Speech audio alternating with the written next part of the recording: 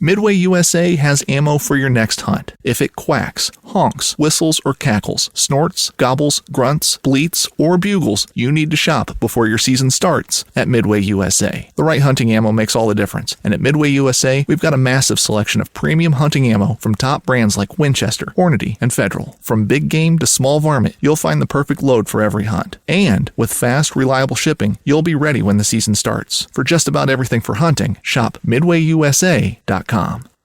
You're tuned into Auto Intelligence, live from Auto Trader, where data, tools, and your preferences sync to make your car shopping smooth. They're searching inventory. Oh, yeah. They find what you need. They're gonna find it. You can make a budget for your wallet to help you succeed. Pricing's precise and true. So true. It's smarter car shopping. Ooh. Just for you. Oh, it's just for you. Ooh. Find your next ride at autotrader.com. Powered by Auto Intelligence. Hunting is not easy. It never has been.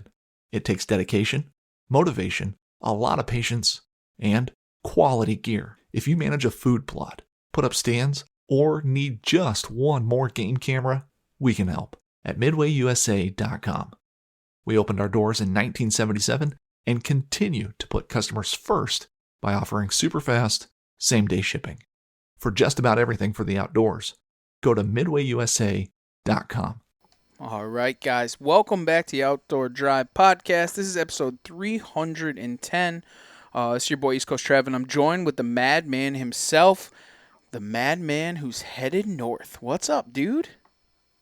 Hey. Hey. Oh, you already got the accent down, huh? What are you talking about? Yeah. What you talking about? Is that Canadian, or is it more like... Boot? What are you talking about? Yeah, boot. Yeah, all right. Do you know what my favorite part of the season is? Is group text messages. That's scheming? What? Scheming text? No, like group text, because like we have a Snapchat group and like everybody's killing shit and it's like the greatest thing in the world, and I love the fact that we're back at it and like just things are dying all over the place, and it's just it's a good feeling. It's a great feeling. We're back. Yes, we are. We are back, man. I think my favorite is getting a phone call or a text from a buddy that needs help tracking. I miss it. Or recovering, I should say. It's my favorite part. That is, dude, I'm at work. I'll be there at just wait for me, please. Just wait. Don't walk in. I just love having all my. Like, I keep a tracking pack specifically in my truck all season long, an extra pair of boots and socks and anything that I could possibly need just to track and recover.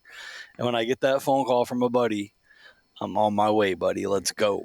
I love it. It's my favorite part. And the camaraderie of going and seeing someone's big buck or just helping them track. I feel as if it happened a lot more when I was younger, but it doesn't happen as much now as it did before. Like, I felt like before, dude, it was like every single day of the season I would get a phone call of some sort. Like, yeah, it was nuts. Yeah. They're like, yeah, we got to. I mean, I think it still happens, but it you know what it is? I think it's more, it's like a rifle season thing. It's that week of Thanksgiving. You're right. Usually. Like, you know, that first week and a half, Wednesday, Thursday, Friday, Saturday, and then the following week's the week of Thanksgiving. Yeah. Because guns are out, everybody's hunting, a lot of people are taking vacation time. That's that week and a half where, like, shit's just somebody's killing every single day, if not multiple people every day. You know what I mean? Like, but it's kind of like a trickle, right? Postseason comes, people start killing, it's kind of spread out here or there. But you get mid-November, dude, like, guaranteed somebody's calling with something down every day. Yeah, no, I agree. I did. You know, it's funny though. So my buddy that I get a phone call for like pretty much every time he kills, his wife bought him. I forget the name of the company, but you ever see those like fancy little like blood tracking lights? Like they're like special LEDs, and they're supposed to like show the blood better and everything. Yeah, I got two of them. So, I got two of them. So his wife got him one for Christmas last year. Yep. And she always like collabs with me. She's like, "Hey, I'm thinking about getting him this. Like, what do you think?" And I was like, "Oh man, you know what? I've looked at that thing like 100 times. I never pulled the trigger on it. Seems like, I guess I watch YouTube videos. Like, it looks all right. Like, yeah, it'd be cool." And I kind of wanted to get it because I wanted to see how good it was in person, right? So she ended up getting it for him for last Christmas. And then I thought about it and I was like, "Wait, does this mean he's not going to call me anymore when he needs help?" Yeah, buddy. And she's like, "No, he has to call you. It's mandatory." Yeah. So I got one for Christmas a couple of years ago, and I should keep it in my pack. I have two of them. Like I said, I would get them for Christmas. Two people have gotten them for me for Christmas over the years. Never really. Is it the Primos one, or is another one of them? Is the Primos? Was it Nebco or something like that? One of them's definitely Primos. It's like black and red. Yeah. But do you know? So this would be my combination. So it's kind of funny that you brought this up. So one of the things is, and I stole your idea of the tracking pack. Like, just grab a pack. We've always talked about it a million times. Like, just need to have it. So I took my Ranger 22 and it's like converted into that. That's my go-to pack. It comes with me everywhere, whatever. But I sat down and I started to think before season, like, what are those things, like when I shoot a deer, go back to the truck, grab the pack, that I would want to have in my pack? So one of the things that I bought was a Go container spray bottle of hydrogen peroxide. And two reasons for this. One, it's kind of like my Go pack. Like, if shit was ever to happen or somebody ever got hurt, if I was hiking, whatever, it's kind of like that all-around survival pack, A. And two, it's my pack for tracking. So hydrogen peroxide, you can use it in cuts or whatever. But also, when you spray it on blood, it foams. So, like, if you're looking for blood sometimes, I remember my dad used to do this, and it just something that kind of sparked in me. If you are looking for blood and there's not a lot of blood around, if you just misspray hydrogen peroxide, it will foam where the blood actually is on a leaf. So if you can't actually physically see it, it will counter-react with the blood. Like when you get a cut, you can do the same thing when you're trying to track. So if you comboed that with that light, it's going to stand out a lot more. So it was one thing that I just added to my pack was that hydrogen peroxide spray. I remember using it as a kid, but I haven't used it in a long time. But I was like, you know what, fuck it. As a survival aspect and as that tracking, I think that, I don't know, whatever. It can't hurt to have it.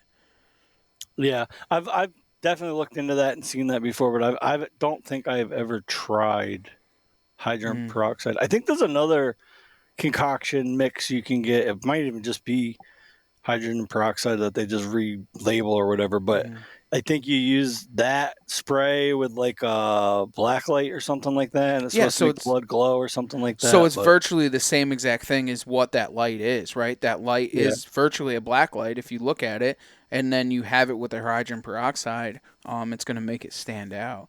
I don't know. There's just a bunch of things. The glow sticks, obviously, like that's like my go thing. Dude. Like that's, if you're not snapping a glow stick, you're not hunting, in my opinion. Like that's just like the number one thing, and it stands out from miles away. Like I bought a 24 pack of glow sticks, and just I use them things religiously. Even if I just shoot a deer and I go back to the truck, I snap one at the base of the tree so I know exactly where my tree is, or especially in the first blood or last blood, or if you're going back out to get your old man or somebody like that. Yeah, it's always, and you can see it from a mile away. Like I've even used them after we recovered the deer. We found the deer. And then we were going to go back to get like the jet sled or whatever. So you just snap the glow stick over the deer, go back and get the jet sled, and just head for the light. It's just nice to see it. And you can see it from a mile away in the woods, like especially when it's dark out.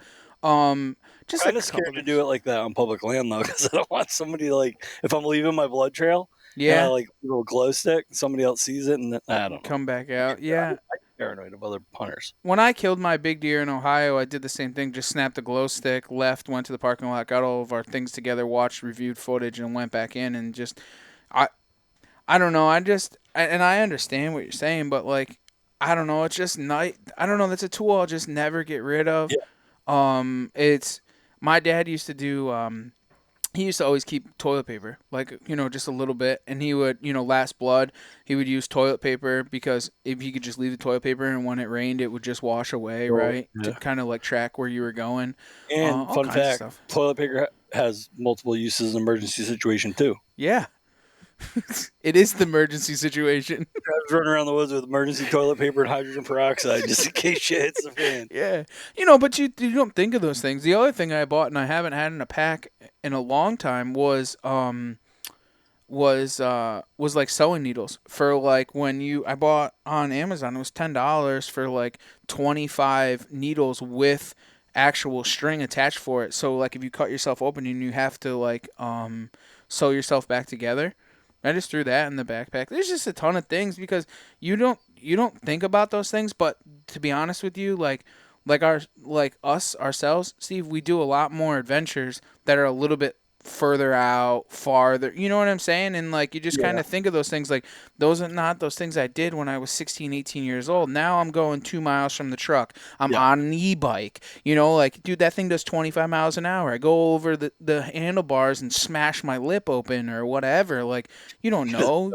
Your own lip back together. Yeah, dude. I mean, who knows? You know what I'm saying? But like, just think of those things. We're getting a little bit older, dude, and just to be there. And it's funny you say that because I started recently doing the same thing, probably the last 2 years, more so like my postseason scouting, shed hunt season times like that. I really get into that kind of stuff because, like you said, I am, as a kid, I was like private land, I could hear the cars and see the road and see the houses. But like as I get into public land, I get deeper and deeper and like more rugged terrain. Like I definitely have found myself putting like more broader things, survival like things in my pack. One of the things that I added last year was Benadryl. Yeah, that's a huge thing. Yep. I have no allergies. I'm not allergic to anything. But Benadryl, one, it might not even be for me. Like my dad's allergic to bees. What happens if my dad gets zapped? Like we walk into a yellow jacket nest and we're a mile from the parking lot. Like that Benadryl might help get him back to the truck, or you know what I mean? Like it doesn't hurt to have shit like that in your backpack. And it takes up no room. It takes up no weight. It's just there. The thing for me that I started thinking about that is that other people, right? Just always to have that stuff because a lot of people don't think about those things. And the other thing is probably other than October, November, most of the time I'm in the woods with the dog. So, and you have no control, right? Like what the dog gets itself into. That's when I started to get that mindset that I have Benadryl, anti-clog for cuts, the quick clot, and the sewing kit, for that because heaven forbid the dog gets bit by a fucking rattlesnake or, cuts her leg open. I've had it happen with hunting dogs. Just tons of things or somebody else, dude. Like think about you walk up on somebody and they're hurt or, just to have those things in your pack at all times. I don't know. I just kind of think of those things now because I guess I'm a little bit smarter. Before I was just yippee-yi-yay. I had a pocket knife in me, dude, and just ran up in and just did whatever I wanted to do and didn't have to worry about it. But now that you start to think about those things, like you're like, yeah, I need those things, or at least have them in the truck. It is one of those things. But yeah, it's funny that we're actually. I don't think we planned on doing this, but that we're having this conversation for the intro for this episode. But like in this episode, one thing I did think of is with the InReach, the Garmin InReach. I don't know if you know this or not. For like $29 a year, they offer search and rescue insurance. Yeah, up to like $100,000. And like as a kid, I'd never even crossed. Like, who's gonna have to search and rescue for me? Like, I can almost see my truck from where I'm hunting. Like, I'm really never that deep, right? But now, as like the things we're talking about now, and talking to Spook and hearing some of his stories, I'm like, dude, for $29 a year, it wouldn't be a terrible option to have insurance in case I actually had to get hauled out of the woods one day. Well, also, it's kind of funny that this has come up in conversation. There is a missing hunter right now in Colorado. Saw that. So, and there's a $10,000 reward. Huh? Yeah. And they're looking for backstory on that. Like I saw it, but I don't know backstory on it. I've been seeing it everywhere. I started to read comments because I'm kind of interested, and it's kind of funny is that this story happened to come out and they weren't going to search and rescue for Spook, right? Now it's the same thing. They're begging for search and rescue for you. One thing that I did learn, and reading all those comments, because sometimes to read those comments, we talk about social media being bad, but I learned from some of those comments too. And one of the things that I learned was Colorado, when you have a hunting and fishing license in the state of Colorado, it allows you to free search and rescue in the state of Colorado by having a hunting and fishing license in that state. Pretty crazy. Yeah. But it's just nuts. I didn't really get into the nitty gritty of that story, but I know it sounds like they weren't planning on like there was going to be like a quick hunt because they left a lot of their gear in the truck. And something about some fog rolled in and then followed by like a couple days of like bad weather. Wow. And it could happen to any of us, dude. I mean, there's been typical, a regular situation that somebody, under predicts what is about to happen, on sea or on land. And it's, those things can happen pretty quickly. And to be ready for them, like, I don't want to be a survivalistic, but I want to have those necessities. There was a couple of necessities growing up that I would always have. Like, even if it wasn't rifle season, I always had a shotgun shell in my pack.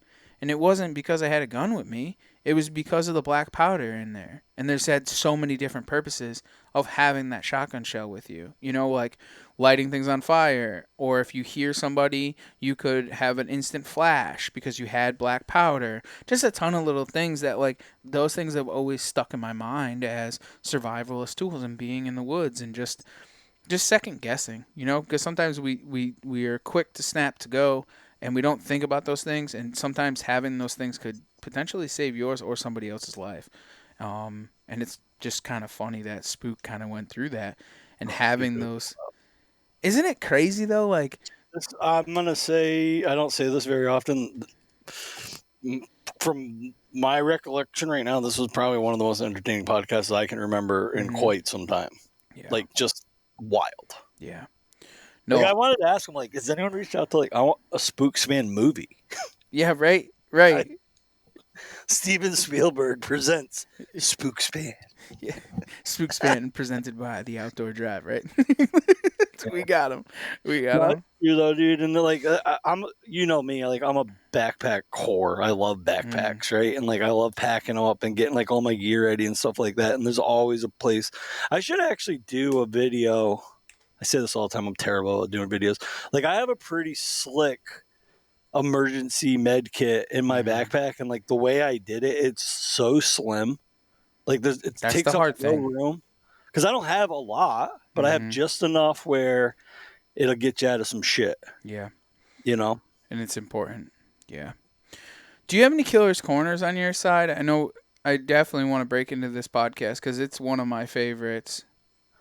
I don't think I got any from the Facebook page. Shout out Jeremy McGillicuddy and Eric. They doubled up out of the same tree. Yep.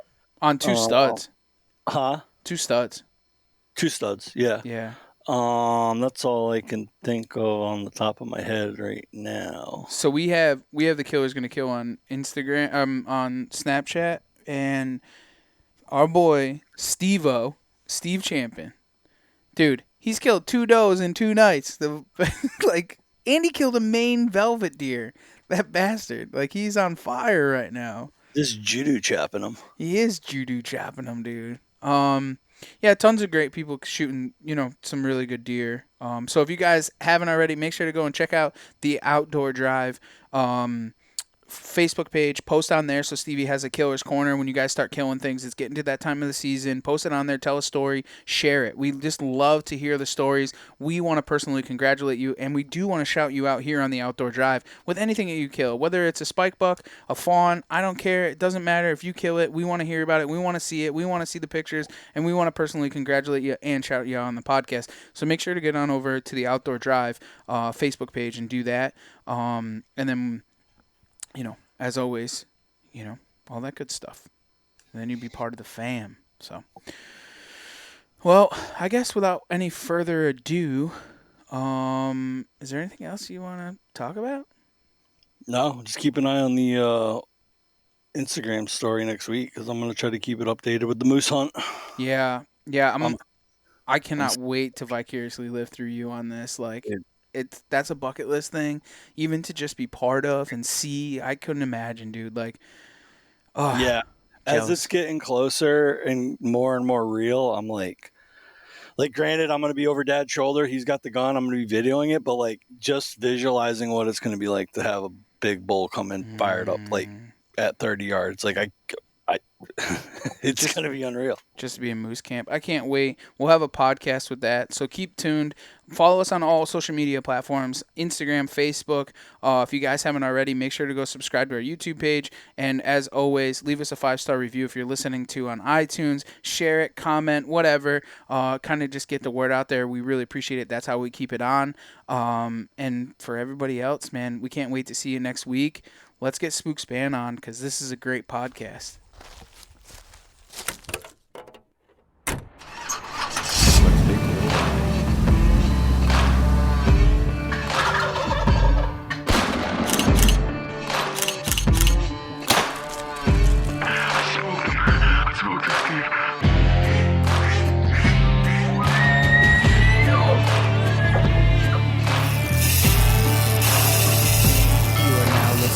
The Outdoor Drive Podcast. All right, guys, we're back on with Spook Spann. How are you, Spook?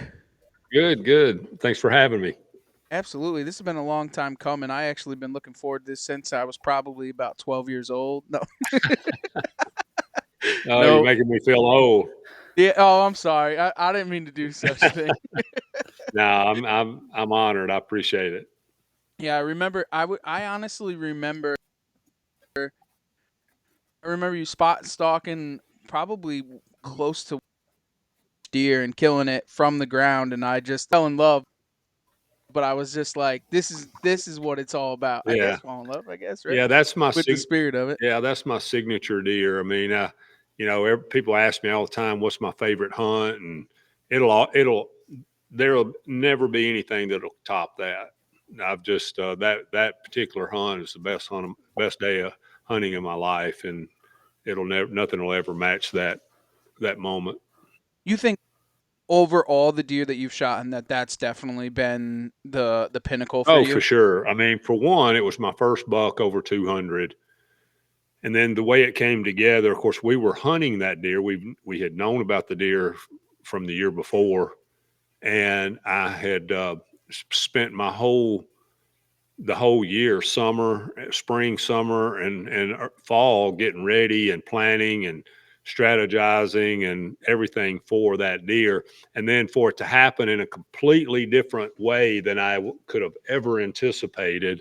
And the way it did happen was just priceless. And just, in that moment on the ground at 6 yards and all that adrenaline build up, and then for him to fall on film, you're just you can just let it all hang out, and it was just the most priceless moment of my hunting career for sure.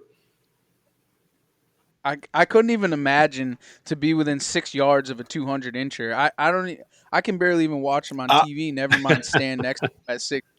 Yeah, it was crazy. I remember, so back then I shot, a line of pins from like 20 to 70. And I remember when I put it on him, all the pins were on him, and I was just fighting to get that 20-yard pin down low enough and down into him, because, you have a tendency to, once the pins hit him, you're so excited, you just want to pull the trigger. And I remember just focusing to get that pin down. And as soon as it hit the middle of him, and I was scared to try to stop him because, like I said, he was only 6 yards, and I was afraid if I tried to grunt or anything, I was afraid he might just take a big leap over into the plum thicket or something. And so I just, he was so close, I decided just to go for it. And it hit probably, 3, 4, 5 inches back of where I would have liked for it to have been, but it still was in the back of his lungs, and I could see the hole. I saw the arrow go through him, and when he stopped there beside us, I could see the hole. I knew it was over. Yeah, it was priceless. I couldn't even imagine. Yeah, you're talking about being 6 yards from a 200 incher. I would like to be within 6 miles of a 200. Yeah. It's amazing. I never thought in a million years that I always thought I would kill a few because I just work so hard at it. I know so many people. I never thought it would lead to what it's led to. I never could have dreamed that in a million years. And just year after year, being able to find, several 200 plus inch deer has been just insane. I mean, it's crazy. I mean, I know where there's 11 200 inch free range bucks right now.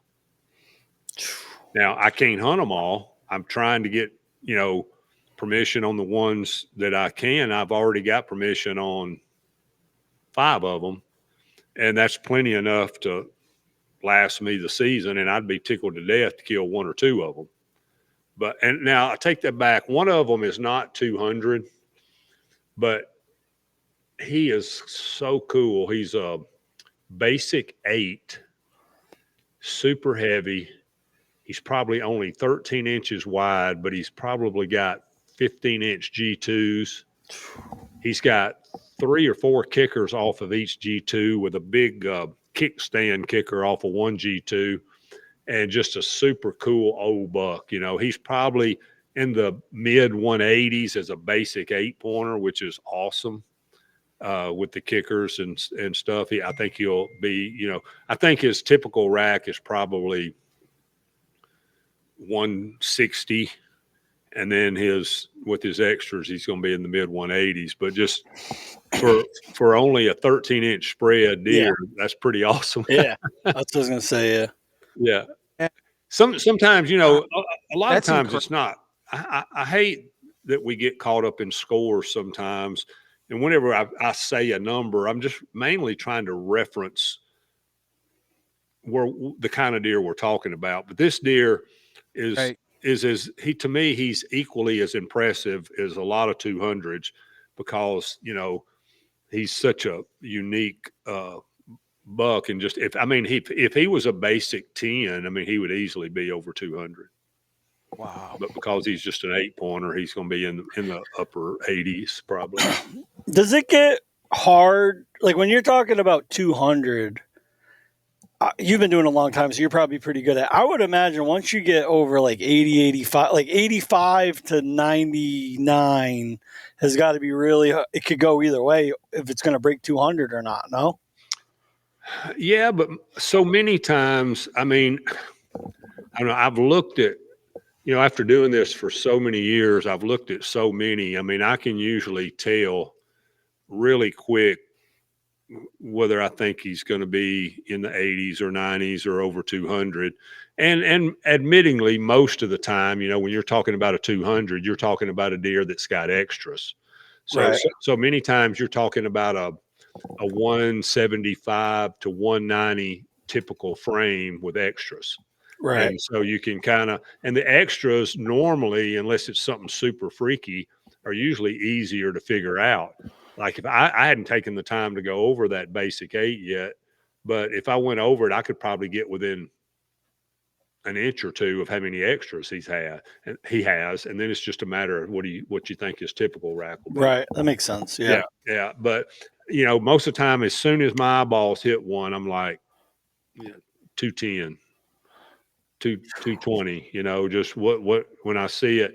And probably the straight, clean typicals are the hardest ones because it takes a really big frame to make, it's like this buck right here behind me. When I saw that deer from the tree stand, I thought that he was 190-ish, but when I walked up on him, I was like, "Whoa, I think he's over 200, but from the trail camera pictures, I thought he was 190 to 195. But when I walked up on him and saw how big his frame was, I was like, because he looked like a mule deer, I was like, yeah, he's over 200. He was 207, but he's just a big, basically a big typical with a fork G2 on one side. But yeah, it's once they get up that big though, it's really not about the score. It's just about enjoying the chase. Just enjoy the opportunity, be appreciative, and you're going to get turned down sometimes. Sometimes it's not going to work out. Last year, the two biggest bucks I knew about got killed on the first 2 days of season. And so that's just part of it, and can't get them all, and it's fun to see other people be successful, and once you accept, and I think probably the hardest ones is when I have a really big one on my own property, and that's the ones that I have the most in my input in, as far as going all in on what I can do to kill that buck. And then if the neighbor or somebody else gets him, it's just it feels, admittingly, it feels worse. Yeah, a little bit more possessive over something that's in the Yeah, back. yeah. Especially if you have a history, which many times I do have a history with the buck. Maybe I might have 2 or 3 years of pictures of him, and I passed him up 4 or 5 times, and then somebody else kills him. Those are the toughest ones. If I find out about a buck somewhere and I get permission and I go hunt him and somebody else kills him, hey, I was just glad I got a chance, and at least I was in the game. But but to have one on your own property, which I haven't had that happen too many times. Most of the time I'm able to make it happen myself, but there's been a few times when the neighbor got him and it was harder. I'm happy for him. I don't mean it like that. I'm happy I'm glad that somebody got to experience that time, that experience, that whole thing. It's so much better than, getting gored by another buck or run over by a car or something like that. That's, really hard to see that happen to a deer that, watching these deer die from EHD is just devastating. And I've had that hit in places where I was hunting before. And I think that's probably makes me feel worse than anything, is to see deer dying from that. Yeah, because that deer survived for so long at so point, and then that's what takes him out. Like he's Exactly. gone through hundreds of hunters, cars, the whole 9 yards, Yep. to have some natural devastation happen to him. Like that deer don't deserve to go out No, like no, that. it's just sick, and it seems to, for whatever reason, really affect the bigger, older bucks worse than everything else. It's just like so sickening. I had a buck here in Tennessee about 12 or 14 years ago, whenever we had it really bad here, that I thought would be really close to the state record typical. And he was a 5x6. Had he been a 6x6, I know he would have been. And I had so many pictures of that deer. I was like, man, this is going to be a slam dunk. And, EHD hit, never saw him again, never got another picture. And I was so upset. I couldn't even make myself go walk the creeks and look for him. I wished I had of now. I lost 6 bucks that year from mid 50s to 190. And I wished I'd have went and spent some time looking for him, but yeah, it was just sickening. And I had I got a lot of buddies in Ohio, and they lost a lot of their deer last year, and they're losing some again this year. And it's just horrible. Yeah, I was looking on the maps, and it looked like that eastern Yep. part, southeastern part, was really getting Yep. hammered again with EHD, and it's devastating. We don't see much of it sometimes. So we're in Connecticut, and sometimes along the river valley, you do see it where we've gotten hit with it. We haven't really all that bad, but to watch some of these other states that we travel to Yeah. hunt at and watch it happen, it's disgusting. Yeah. Yeah. It's terrible. Disgusting. Yeah. Terrible. Yep. So why don't we dive right into it? Yeah. Why don't you tell everybody who you are, where you're from, and a little bit about what you do for those that are living under a rock? Yeah. Well, I'm Spook Spann. I'm from Middle Tennessee. I live right outside of Nashville, and grew up here. I still live in the same county that I was born and grew up, went to high school and played ball, and I still live close to most of my family and friends that I grew up with. I was an obsessed. I grew up hunting and fishing with my dad, and just loved it. I mean, just absolutely loved it. I actually got obsessed with hunting big deer when I was 13. I started bow hunting. When I first started bow hunting, I only knew 6 people that even owned a bow. And they were all older guys. And then when I started bow hunting, there were no younger guys bow hunting at all. And then I'll tell you something else that really dates me. I had been hunting for a few years, and I kept seeing this ad in North American Whitetail, I believe it was, or bow hunting, I can't remember, for this really cool looking bow called a Matthews. And I'd never seen one anywhere, never heard of the company. And I called my local archery shop and I said, "Do you have a Matthews, or you know where I can get one?" They said, "A what?" I said, "A Matthews bow." They said, "We never heard of it." And so I called Sparta, Wisconsin, Matthews headquarters, and asked them if there was a dealer in Tennessee where I could buy one. And they said, "Yeah, there's a guy in Nashville." They gave me his name and address. I called him. He said, "Yeah, I've got one here, a Conquest." And I drove up there and spent about 2 hours with him. I bought it, put sights on it, quiver and everything, and was shooting dots by the time I left. And so that kind of, if that gives you any idea how long I've been doing it, you can understand now. And I've got several stories like that. I helped Danny design redneck blinds, and I think I was one of, if not the first person outside of himself that ever had a redneck blind on his property. And then Under Armour, I met Kip from Under Armour at SHOT Show many years ago. And before anybody even knew they made or sold hunting gear, and became friends with them. Of course, they became my title sponsor and for Spook Nation. And so, I knew those guys, right after they first got started. So, and like Ryan at Yeti, I met Ryan at ATA show one year, and he just walked up to me and he introduced himself, and he said, "I own a little cooler company. You probably never heard of it, called Yeti." And he said, I love to hunt big bucks. I love what you do. I'd like to work with you and sponsor you." And I was like, "Yeah, it sounds awesome." And I'm so mad at myself I didn't buy invest in the company. All those have been extremely successful. So that's, just same way with Spy Point. I'm one of the first people Spy Point ever, sponsored. I remember the day the guy come up and asked me if I had a trail camera sponsor, and I said, "No, not right now." And he said, "Come on, I got you one. There's a new company."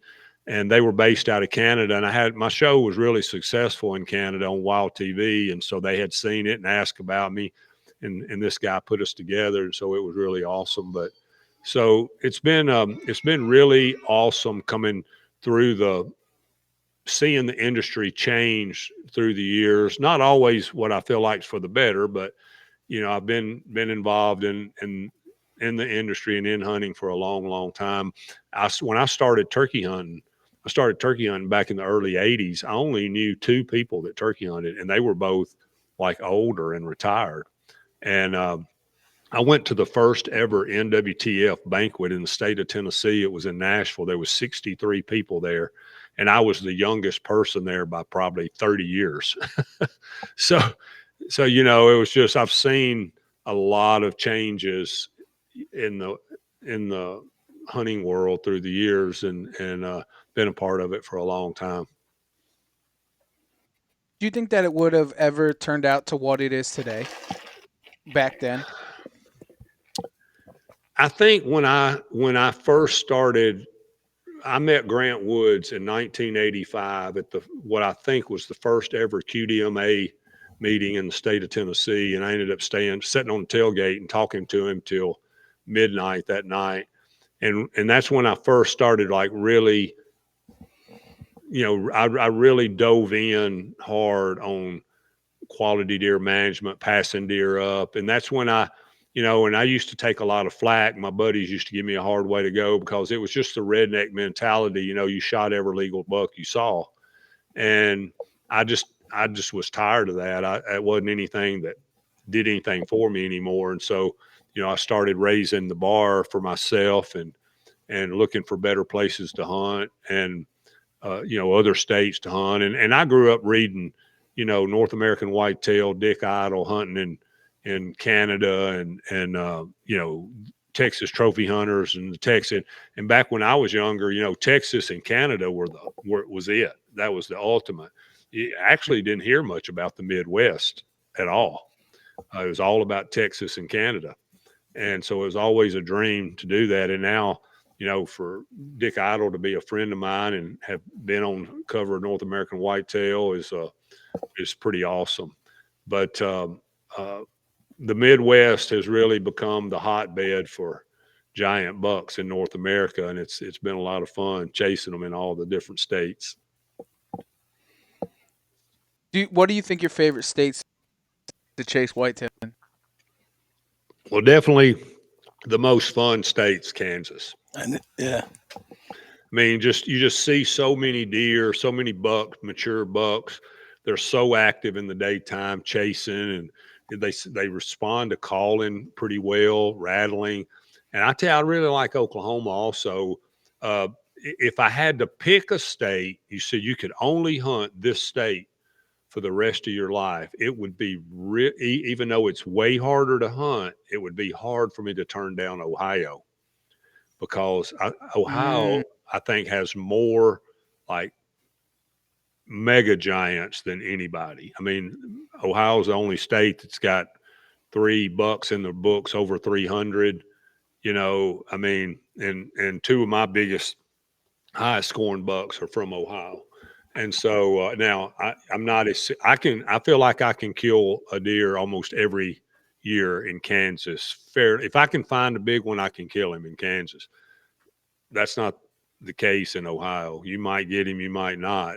It's a lot harder to hunt. This episode is brought to you by Boat Trader, America's largest boating marketplace. Whether you're buying, selling, or upgrading, the Boat Trader app makes it easy. With the biggest selection of new and used boats from dealers and private sellers. Browse, compare, and even apply for financing. All in one place. Download the Boat Trader app and start your search today. The family that vacations together stays together. At least, that was the plan. Except now, the Dastardly desk clerk is saying he can't confirm your connecting rooms. Wait, what? That's right, ma'am. You have rooms 201 and 709. No, we cannot be 5 floors away from our kids. The doors have double locks. They'll be fine. When you want connecting rooms confirmed before you arrive, it matters where you stay. Welcome to Hilton. I see your connecting rooms are already confirmed. Hilton, for the stay. Want to plan your next fishing trip without the hassle? FishingBooker.com is the best way to find and book a fishing charter anywhere in the world. Whether you're chasing trophy fish or just looking for a family day on the water, Fishing Booker makes it simple, fast, and secure. With thousands of experienced guides, verified reviews, and 24/7 customer support, Fishing Booker takes the guesswork out of planning. Visit FishingBooker.com and book your trip today. Fishing Booker. Fishing trips made easy.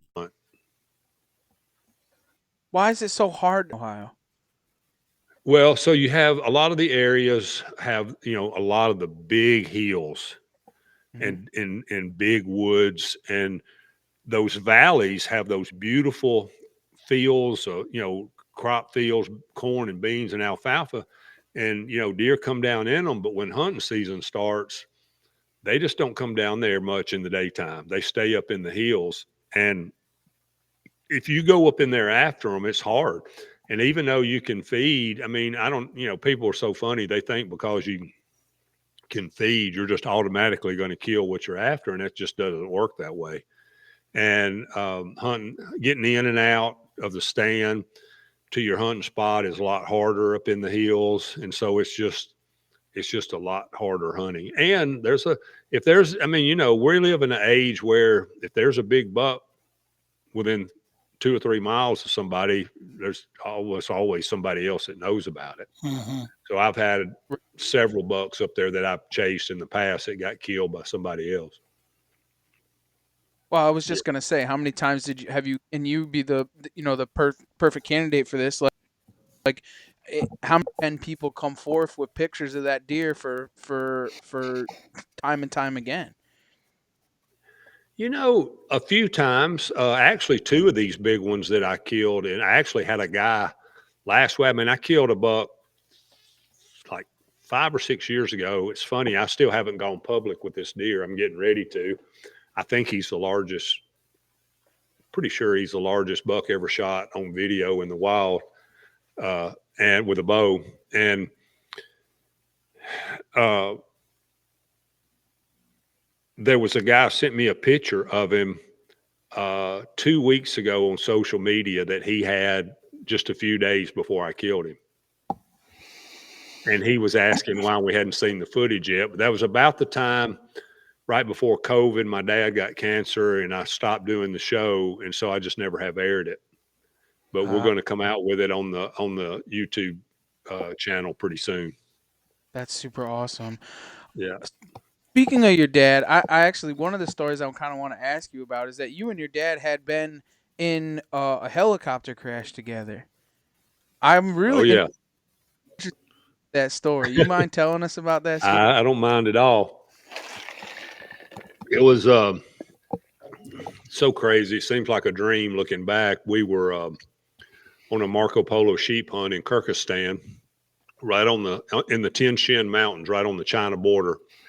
And really difficult place to get back into. I mean, basically from the time you leave home to the time you get to hunting camps usually takes about 4 days just to get into the camp.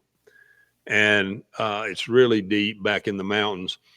We had a great hunt, great time, and we're coming out from the hunt. Unknowingly to us, we leave at the exact time there's a major spring snowstorm hitting.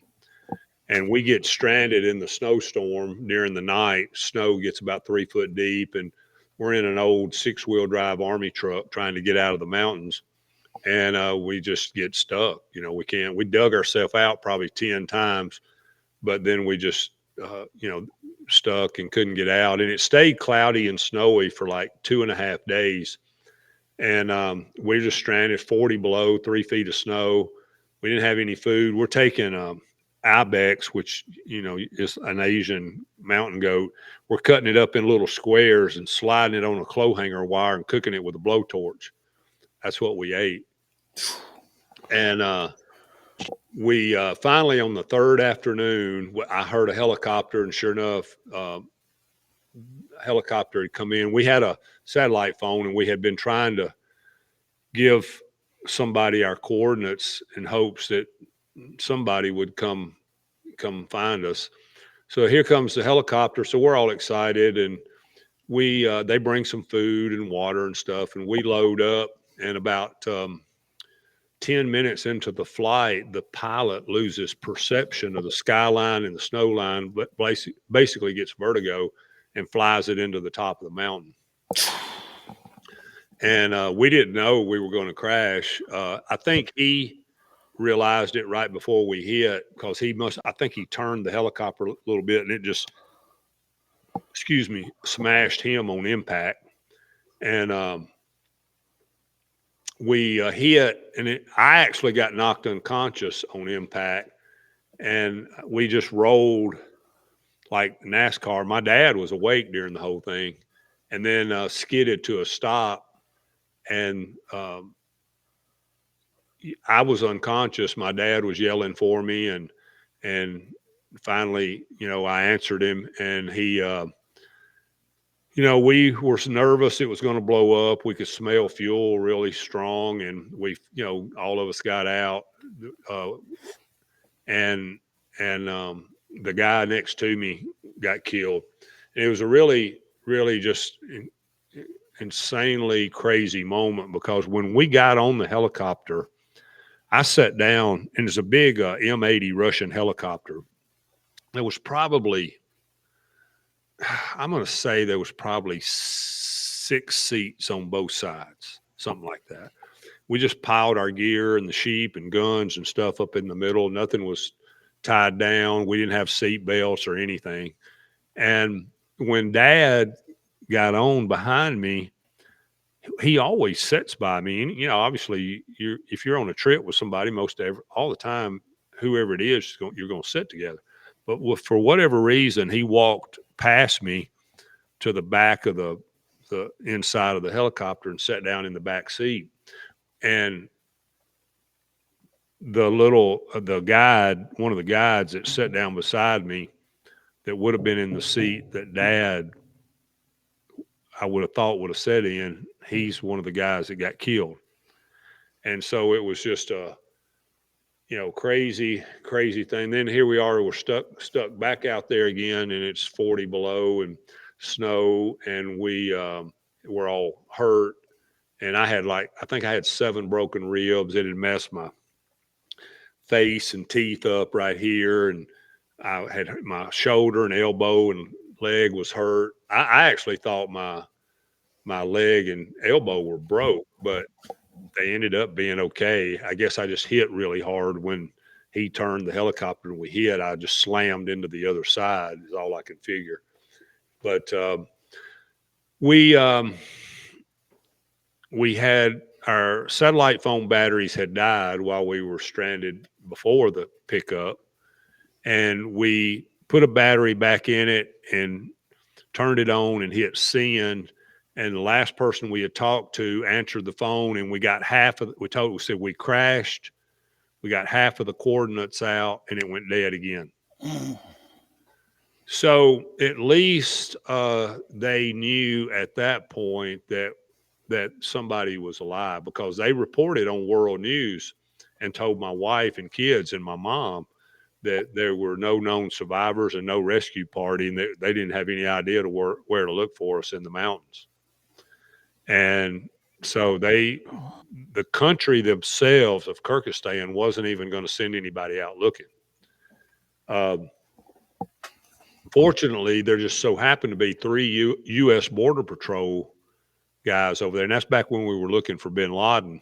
And so the United States had furnished Kyrgyzstan some snowmobiles and four-wheelers, and these guys were over there teaching them how to maintenance and operate and run them and ride them and everything else. And so the president told the embassy, President Bush, just said, yeah, send them out there and see if you can find them, Wow. And so they did, and it took them about 26 hours to find us and on snowmobiles, and about 16 hours to get us out. But that's who ended up finding us and getting us out of there. So it was it's just crazy. I mean, the story, if I told every detail of all the craziness that went on, it'd take me 4 hours. but that's the basis of it. I had taken out MedJet insurance a couple of days before. I think it cost me $190 each for me and Dad, and they ended up flying into Bishkek and picking us up and flying us to Hong Kong once we finally made it there to the hospital. But it was just, I don't even know how to describe. When you're in a situation like that, truthfully, you just go into survival mode. You're not really worried about what time you're going to get home or missing a flight or anything like that. It's really just all about making sure I don't miss something that might cost us our life, And so it was just paid a lot of attention to detail on what we could do to try to have it so somebody could find us.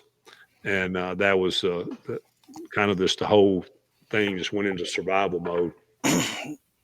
Yeah, that's what I was gonna. What was that? You said so the helicopter crashed and it was 26 hours before they actually rescued you the second time. Yeah. What was the mindset, and what did you guys do for that 26 hours? Like, I imagine you weren't sure if someone was coming or not. Yeah. So we did, you don't know what to expect. I felt like eventually somebody was coming, because we had gotten the word out that there was somebody was still alive. And so then it's just a matter of who's going to do what. I mean, I had friends calling senators and everything else. And so I had a friend who's trying to remember this, whose brother-in-law had something to do in the U.S. government in Washington. And a guy, I think his title was head of special forces, called my buddy and said, at that point we had gotten to a place where I could make a call. And he told me, he said, if you feel like your life is in danger at any time, you call me. And he said, I'll call this guy. And he said, they'd come in and get you. But he said, don't call them unless you think your life is in danger. So once they got us out, I didn't feel like, I felt like we were going to be okay. So I didn't make that call, but there was a lot of people working, trying to help and reach the right people all the way to Washington to make sure that they got us out of there. That's unreal. Yeah, it was great. It was crazy. This isn't like being in the mountains of Ohio and something happens. I mean, you're in a country that you've barely been in for a week, and now you're stuck there. And I mean, the guides at that point, I mean, they probably don't speak the best English. Well, they like, don't there's speak a any lot English. of They're all variables Mongolians, and they don't. And Right. they were looking for us. They were looking at us to figure out how we were going to get out of it. They had no backup plan for worst case scenario. They weren't doing anything. And it's a third world country, and it's really hard to comprehend until you see it and experience it, that unfortunately these people really don't know how to think for themselves, because for the most part their government supports the whole country. There's like over 50% unemployment. The average annual salary is $250 to $300 a year. That's why these guys want to be guides so much, because they can make more in tips on 2 weeks on the hunt than they can make in a whole year doing anything else. And so when you're in a place like that on the opposite side of the world at 14,000 feet in the mountains, and it's 40 below and 3 feet of snow, and they're looking at you to figure out how you're going to get everybody out, that's crazy. Yeah. What's crazy is if the story stopped where you were stuck in the truck for 3 days eating ibex with a blowtorch, that's a story in itself. But no, let's just throw in a helicopter crash on top of it. Well, let me. So there's a lot more to it. So we get to this little town of Nareen, and the embassy had sent in 2 drivers, a translator, and a representative from the U.S. Embassy in Bishkek. So we had some representation, plus the 3 U.S. Border Patrol guys were with us. Well, then we're getting ready. We stop in Nareen. We get something to eat. We meet those guys. We kind of getting geared up to get out of there. I called my wife and I said, of course, I called her from the China border checkpoint and told her to be sure and get a hold to MedJet. She said, we've already talked to them. They're waiting on us. They said, as soon as you get to Bishkek, they got a jet in Beijing. They're going to come get you. And so we were, just the goal then was to get to Bishkek, which is the capital of Kyrgyzstan. It's where the airport's at. It's also where the embassy's at. And so we get about 2 hours. So it's about an 8-hour drive from Nareen to Bishkek. We get about 2 hours out of Nareen, and an avalanche from the snowstorm hits in front of us. It's 50 foot deep and a mile long, and closes off the only mountain pass to get through to the capital. So we have to turn around and go back to Nareen. Fortunately, we had a pretty cool little place to stay that the Border Patrol guys knew about, where they had been staying. And so we went back there. So at least we had, you know, a warm place to stay, and we had decent food to eat. And I was broke up trying to figure out, you know, I thought for a while I was bleeding internally, but it was just where my teeth had gotten messed up. My gums and stuff were bleeding. So I was okay. But my ribs were hurting me so bad I couldn't lay down. I had to sleep setting up, and I could feel one of them poking me in the side. And so that was, you know, obviously uh, difficult. Fortunately, Dad, being in the back of the helicopter, he didn't get hurt much. You know, where the helicopter got smaller, the he stayed, you know, the centrifugal force when we were flipping just kept him up against the, kind of shoved in the back, and so he didn't get churned up with the fuel barrel and the gun and the sheep horns and all that. I had 3 big gashes on the top of my head, and just I looked like I'd been in a 3-day bar fight. Uh, but I did, you know, it gave me some time just to lay around, because it took them 6 days. They finally called us on the 6th afternoon and said that they had just pulled a service truck, a 2-ton service truck, over the avalanche with a bulldozer, and wanted to know if we wanted to come out and look at it and wanted to try it. And I was like, shoot, we're taking our stuff with us. I said, if they pulled over a 2-ton truck, they can pull over 2 Toyota 4Runners. That's what these guys were driving. So that's what we did, and that's how we got out. They pulled us over the top of it with bulldozers. Easily. Yeah. I'm almost lost for words. Like, it's just crazy that you had to deal with all that, and like I It's just crazy. can't.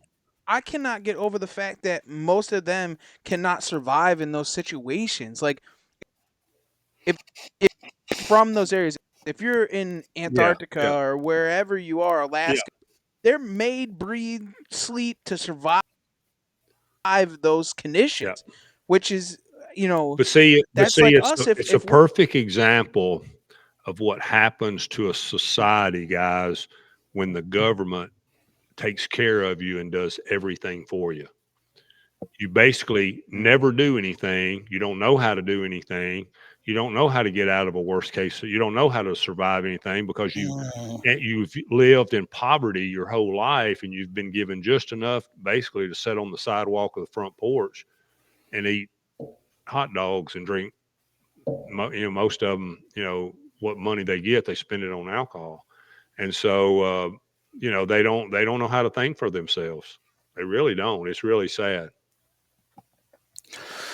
so, and those are those things that we kind of take for granted, right? That we're able to survive, we're able to do the things that we want to do. You know, we've been, from the womb, we've been outdoors and Yep. surviving and foraging and hunting and gathering. Like, that's what we live Yep. for. Yep. They don't know. They're actually pretty deep. The guys that we hunted with were decent hunters. I mean, if they had a gun but the problem is once they get out of the area that they know, then they don't really know what to do. When we're in camp and they know the areas that they're used to going to, kind of, but like we were trying to stalk up on a big herd of ibex one afternoon, and we're standing on the side of up a mountain, kind of peeking over, and the wind's blowing straight at them, and we just kept sitting there. I told Dad, I said, they're going to smell us eventually. I said we can't get away with this for long. Sure enough, they were about 600 yards, and they were trying to figure out a way to get closer. And there was one giant over there I was wanting to shoot. I was shooting 300 yards. I said, hey, I can make that shot. And they're like, oh, we'll get closer. We'll get closer. Next thing I knew, they was going up the mountain and leaving. They smelt us. And so it's just like, we needed to make a move as soon as we saw them and realize which way the wind was blowing and get either above them or below them so that we could, not be that straight downwind from them. But so they did some, silly things that I thought should have been handled different from a guiding standpoint. But that's just part of it. But they're not, they struggle when it comes to survival out in the wild, for sure. Well, they haven't hunted a mature 200-inch whitetail that's been tried to get shot at by 75 guys neither, bro. I mean, that's Well, let's be honest. that's a whole nother topic that I'd like to talk about if you guys want to, Mhm.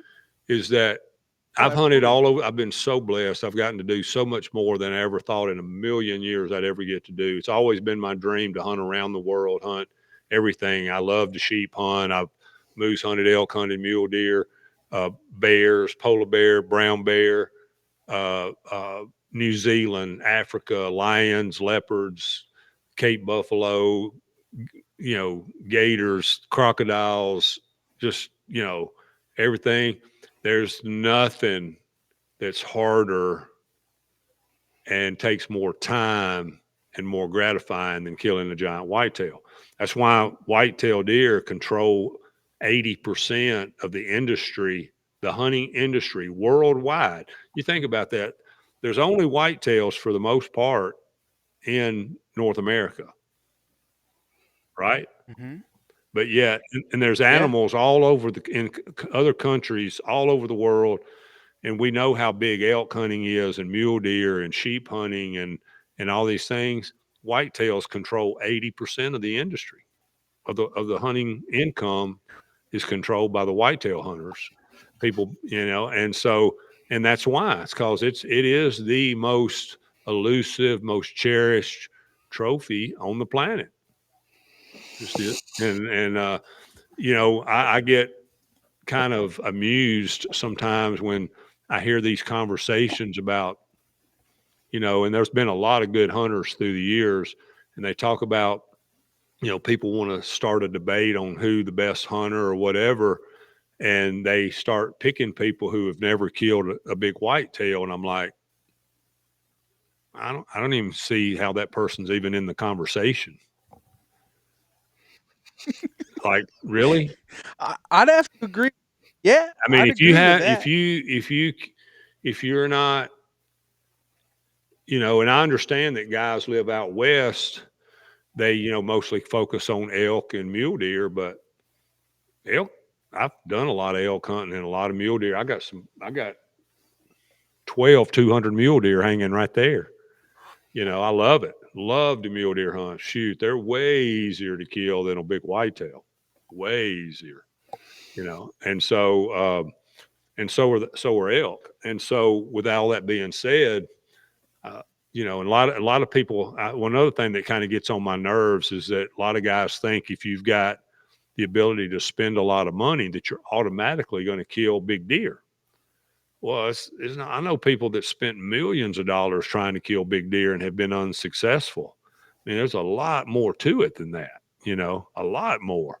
And just because you have money or you find one or you know where there's one at or you have a farm with one doesn't mean you're going to kill him.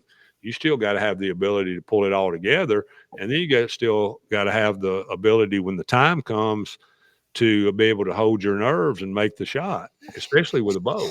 And so, I just get so tired of, it just goes on and on. We can have a gazillion podcast chats about different pet peeves when it comes, people who talk bad about people who hunt over in states where you can hunt over feed. We already said a little bit about that. They think just because you can feed corn. Michael Waddell did one of the funniest things I ever saw. Michael and I have been friends for over 20 years, but the first time I ever heard Michael speak was in Nashville. And he had probably 100 people there, listening to him. And he said, okay, so before we get started, and of course, Tennessee, you can't feed. Now, we actually just got the law changed. I don't know if you knew that or not, but No, I yeah, didn't so know. they voted in. We'll be able to hunt over feed starting next year. And so Michael said, I know y'all, Tennesseans said, you can't hunt over feed here. I just want to know how many of you think that it's not okay to hunt over feed or bait or whatever. And most everybody raised their hand. He's like, oh, okay. Well, I just wanted to see. He said, I was going to give away a free hunt to hunt with me in Texas today, but we're hunting over corn. So I guess none of you guys are going to be eligible. If you did not raise your hand, you can come up here and sign up for the free hunt. And everybody starts laughing. He's like, yeah. He's like, now that you see that it's something that you have an opportunity to do, you're okay with it, and that's the way a lot of people are. They are against it until they have the opportunity to do it. And then they're not against it anymore. So, but anyways, I just want hunters to support each other and be complimentary, celebrate each other's success. It'll always come back so much better if just think about what it would be like if, people weren't accusing each other of all kinds of different things all the time. And everybody was just, celebrated each other's success and was happy for the other hunter. And then they'd be amazed how much happier they would be. But, why would I not be ecstatic to see you two guys kill a big one? What right. could cause me not to be super happy for you? I just can't even comprehend. Jealousy. Yeah, I just don't get it. I mean, a lot of people look at other people who are being successful and they want to make excuses and be jealous and start rumors and talk bad about them. When I see somebody else being successful, I want to talk to them. I want to pick their brain. I want to know what they're doing. I want to know what I need to do. I want to know how to make myself a better hunter or better father, or better husband, a better Christian or whatever. I'm not going to sit around and run you down. What's that doing? It's not making me any better.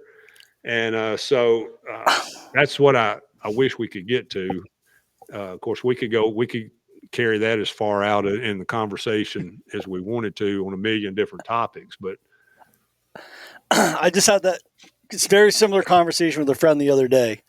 And the thought was, if you were sharing, say you had a camp, it was 6 hunters in camp, you and 5 other guys. There's certain people that kind of want to be the best hunter in the camp. It's right. Me, and I'm better than the other 5 guys. I would rather be the worst hunter in the camp and share camp with 5 guys that are better than me. Yeah. But at the end of the day, if you're in the camp where you're the best hunter or the worst hunter, you're still the same hunter. You're not a better hunter because the other 5 guys are worse than you. Exactly. It doesn't change your talent and your ability and your skill and your knowledge. Exactly. But I'd rather be with 5 guys better than me because at the end of that week, now I'm going to be a better hunter. And that's the way I feel exactly. It's just like I'm an obsessed basketball fanatic. If you're the best player in the gym, then you need to go find a new gym to play in. Right. Because the only way you're going to get better is to play with people who are as good or better than you are. And so it's the same way with hunting. If you and I've had a couple of partners before that said, I said, hey, they said, nope. I don't want you to tell me anything. I want to figure it out for myself. I want to learn for myself, blah, blah. I said, okay, I can save you a lot of money and time. Nope, I don't care. I want to figure it out myself. Okay. I'm not that way. If you can give me a tip today that's going to help me be successful this year, I'm all ears. I'm all 100%. Because my time is valuable enough that I want to save as much of it as I can, and I want to be as efficient as I can when I'm out there chasing.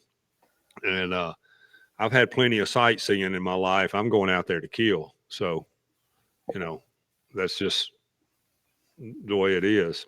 At a young age, my father, and I probably said this 100 times on the podcast, is my father used to like the local gun club or wherever when we was in deer camp or whatever. When I was young and whatever else, Dad would always say, he would say, God gave you 2 ears and 1 voice as much as you talk. And that was just to learn those things at it. I'll be honest, I'm not the greatest at it, but you kind of live by it. And you want to learn from everybody that's around you and not tell people. You know what I'm saying? Like, even if there's somebody that's not that might be new at hunting, they might still be able to teach you something because they've made those mistakes that you've never made. And if you just sit down and you Oh, for listen to sure. Yeah, something and take that in, that's monumental information. absolutely. I mean, I can't tell you how many times there's never a year that goes by that I don't learn something new from somebody who had some experience or realized something or figured something out. Almost always I'll, you know, learn something from somebody through the course of the season. I mean, you never stop learning. If you think that you're at a level where you know it all, I think that I just don't think you're probably not one of the more successful people that's doing whatever it is that you're doing. Mm. And so I just think that it's listening to other people is a very important in life, period, whether it's your wife or your kids or your parents or your preacher or a fellow hunter. And I think that's you know one of the things that makes me so sick about what happened to Charlie is that if you listen to Charlie, he was very smart and very educated and very thorough, and on most topics you couldn't out debate him. And if you just listen to him, you'd learn a lot. And I think he's just done a lot for this country. And I hate it that, he's gone now, but uh, he's inspired me to become a better person and a better Christian, just because of the life he led and the way he stood up for, freedom and Christianity. I need to do and want to do a better job just from listening to him. Midway USA brand product designers have one straightforward goal: develop high quality, technically sound products and deliver them to customers at reasonable prices. If you are immersed in the shooting sports industry and pay close attention to every single detail, you know our products are built right and stand up to everyday use. Who has shooting mats and range bag systems to hunting clothing and just about everything for the outdoors? Log on and shop 24/7 with super fast shipping. MidwayUSA.com. At Midway USA, we put customers first. The Nitro Express shipping system is icing on the cake. It was a big investment of time and money to take super fast, low-cost shipping to a whole new level. The Nitro Express helps ensure same-day shipping and low shipping costs. We hope you enjoy the Nitro Express. We built it just for you. For just about everything for the outdoors, go to MidwayUSA.com. I'm Larry Potterfield with Midway USA. Thanks for your business. Bow hunting all comes down to a moment. And in the moment, you want equipment on your bow that will get the job done. Trophy Ridge products are the tools bow hunters trust. React technology sights, rests, stabilizers, and quivers to help a bow hunter be successful in the field. And those tools are from Trophy Ridge. Amen. It's so true. It's so true. Yeah, I just wish, I just really want hunters to be supportive of other hunters, just like I want Americans to be supportive of other Americans. I don't think we're ever going to see, we're not going to be taken down by China or Russia or somebody like that. We're going to, if we if something happens to America, it's going to be from within. It's going to be us doing it to ourselves, and so that's, I would just wish that people could figure that out and understand. Spook, the industry in itself takes itself down, right? Because one hunter talks on the other hunter or talks bad about the hunter and what he does and how he did something. Yep. That's just fueling the fire for everybody that's against our industry as a whole anyways. And we're just melting pot of leading out this information to all these people that are down and looking down on our industry as a whole. So we're actually eating our industry from the inside out. And we're the ones that are destroying it. Like doing it to ourselves. Absolutely. 100%. Yeah, absolutely. One of our biggest sayings here on the podcast, and it's a slogan that we live by, is hunt your own hunt. Whether whether Spook, you pass 170s, Steve passes 150s, and I shoot 110s. We all hunt in our own hunt. Like, just Exactly. whatever makes you It's happy. exactly right. And whatever weapon you choose to use, however you choose to hunt, obviously within the legal boundaries of wherever it is you're hunting, it's just let that person enjoy. If they want to hunt with if Tim and Josh Bomar, Tim Wells and Josh Bomar want to hunt with spears, awesome. If your buddy down the road wants to shoot a 50 cal, awesome. I'd like to do that one time myself just to see what it's like. It doesn't matter if you want to crossbow hunt, recurve, rifle, muzzleloader, over corn, not over corn, whatever it is. I just wish that we could be supportive of each other, but people they can't help it. They just let the envy and jealousy because they can't do it at the level that another person can. So rather than be supportive, they just want to be negative. And that's what I hate, Do you think we talked earlier about, you've been around and kind of watched the industry come to what it is now. Do you think, and not to get negative, do you think like we peaked out at a certain time? Like, when do you think like the high point of the hunting industry as a whole was, and are we on a decline, or do you think we're still? I think that I hate again. I'm like you. I hate to be negative. I think that when the crash, and you guys are young, and I don't know how much you remember this, but ever since 2008, when the economy crashed, the political leaders we had at the time, the business in this country, the hunting industry, everything changed. Everything changed. The mentality of people changed. Used to, I could shake hands on a land deal, and it's done deal. I mean, we'd call the girls at the attorney's office, tell them the deal. They'd write up the paperwork. We'd agree. Yeah, we'll close on October 21st. That's it. Now, you don't know. You don't until they sign, until you see the check slide across. You don't have any idea that it's going to close, and you don't have. It's the same way with people. I don't care whether it's whether you're buying or selling something on Facebook Marketplace or whatever it is. It just seems like that. You can't depend. I mean, just the mentality. And it's the same way. It seems like in the hunting industry, there's just a lot of backstabbing that goes on, and a lot of people tell you they'll do stuff and they don't do it. And when I first started, it wasn't like that. Not near that bad as it is now. And it's really disheartening. I mean, it really, a lot of people say, are you ever going to have a show on TV again? I'm not ever going to have one again if I have to depend on getting sponsors. If I can just pay for it myself.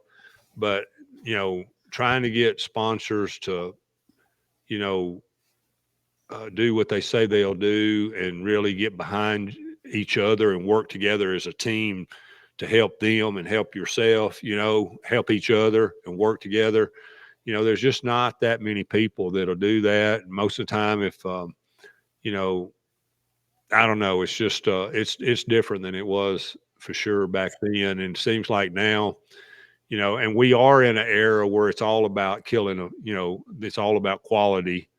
And I like that, but I just don't think it should negatively affect us to the point where we're running other people down if they kill a big buck, or being, accusatory or, things like that. I think, now if you kill it don't care who it is. It don't matter whether it's me, the Drurys, the Lukowskis, Josh, who it is, you're going to get accused. If you put a picture of a big buck, oh, that's a high fence deer. Every time they're just automatically, it's just what they're going to say. And I know some people are doing it just to be turds. They don't really think that. They're just trying to get likes. They're just trying to generate controversy. They're just trying to, they think it's funny and whatever. And that's why, I don't really let it bother me anymore. I actually think it's kind of funny, and I try to just address it and to kill people with kindness. And they want you to get mad and fight and fuss and cuss and carry on. I just address it as eloquently as I can and move on.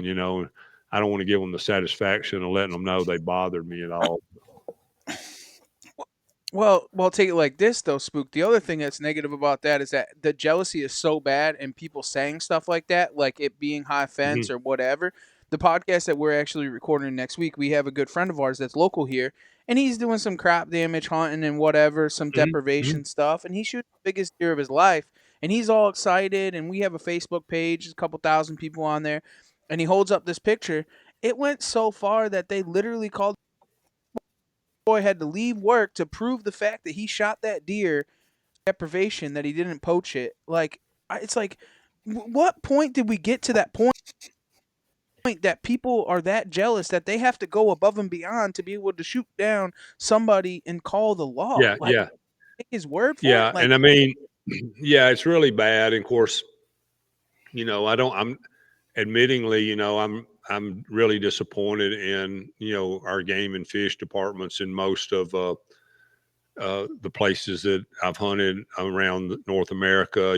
They're some of the most, accusatory, just do whatever they can do basically to try to hurt somebody. And it's, they go past the point of reasonable a lot of times to try to, the more famous you are, the harder they work to try to, and I've been a victim of that. And so it's one reason it bothers me so much, just that, I don't feel like that, I think that they've lost sight of what, their purpose is. And, the most of the time nowadays, the punishment doesn't fit the offense. And so it's, I don't know. It's disappointing. I mean, they've taken a lot of the fun out of hunting.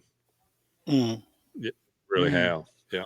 do you get that a lot when you do kill a big deer because they think that you did something illegal to be able to kill the deer? Actually, not so much, not near as bad anymore. I had a local game warden that was, got upset at me because he asked me to be his partner in a business, and I couldn't be, because I was already contractually bound by two other companies. And, he's the one that ended up, being head of an investigation and targeting me and my family, and using his position of for overreach and targeting.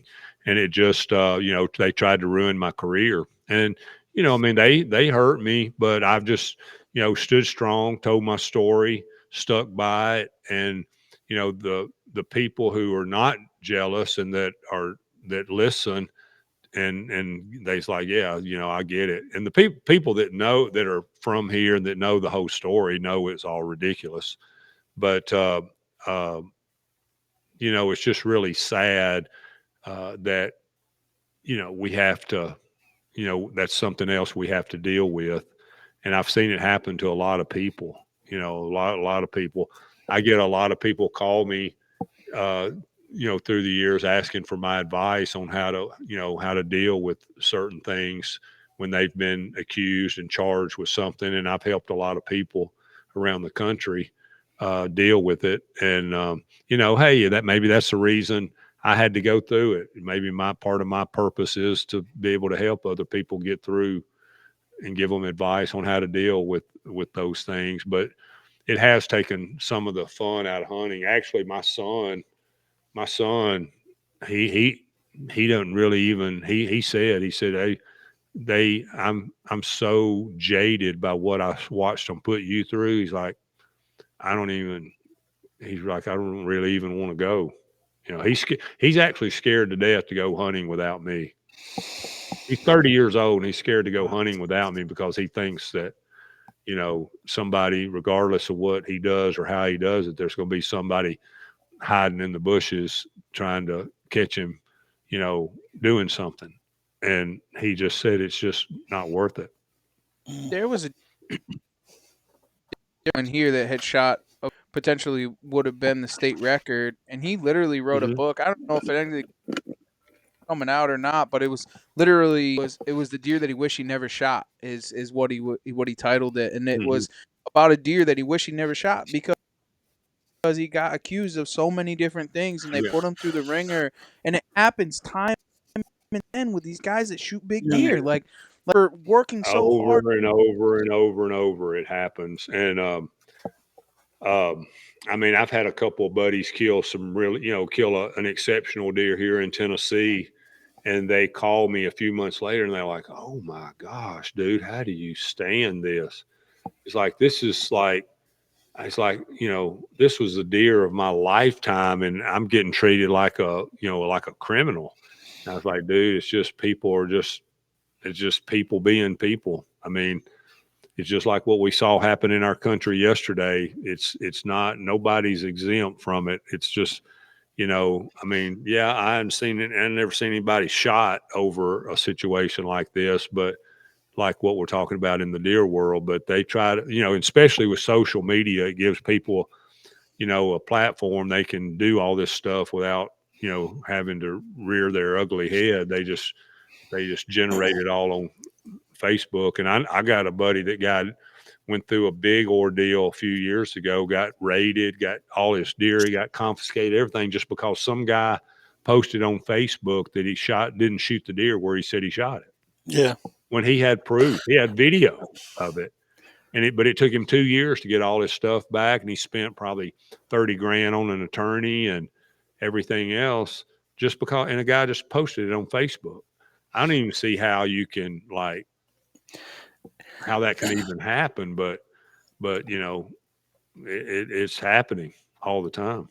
It seems like lately I've been hearing a lot more and more people that are really smart about it, and when they know they're on a special deer that's unfortunately gonna raise controversy, a lot of guys nowadays, when they kill that deer, the first thing they do is call the game wardens and have the game wardens come see the kill. So if there's ever any accusations later, the game wardens can be like, I was there. I was there for the recovery. I've done that before with a couple of game wardens that I really trusted. I still don't.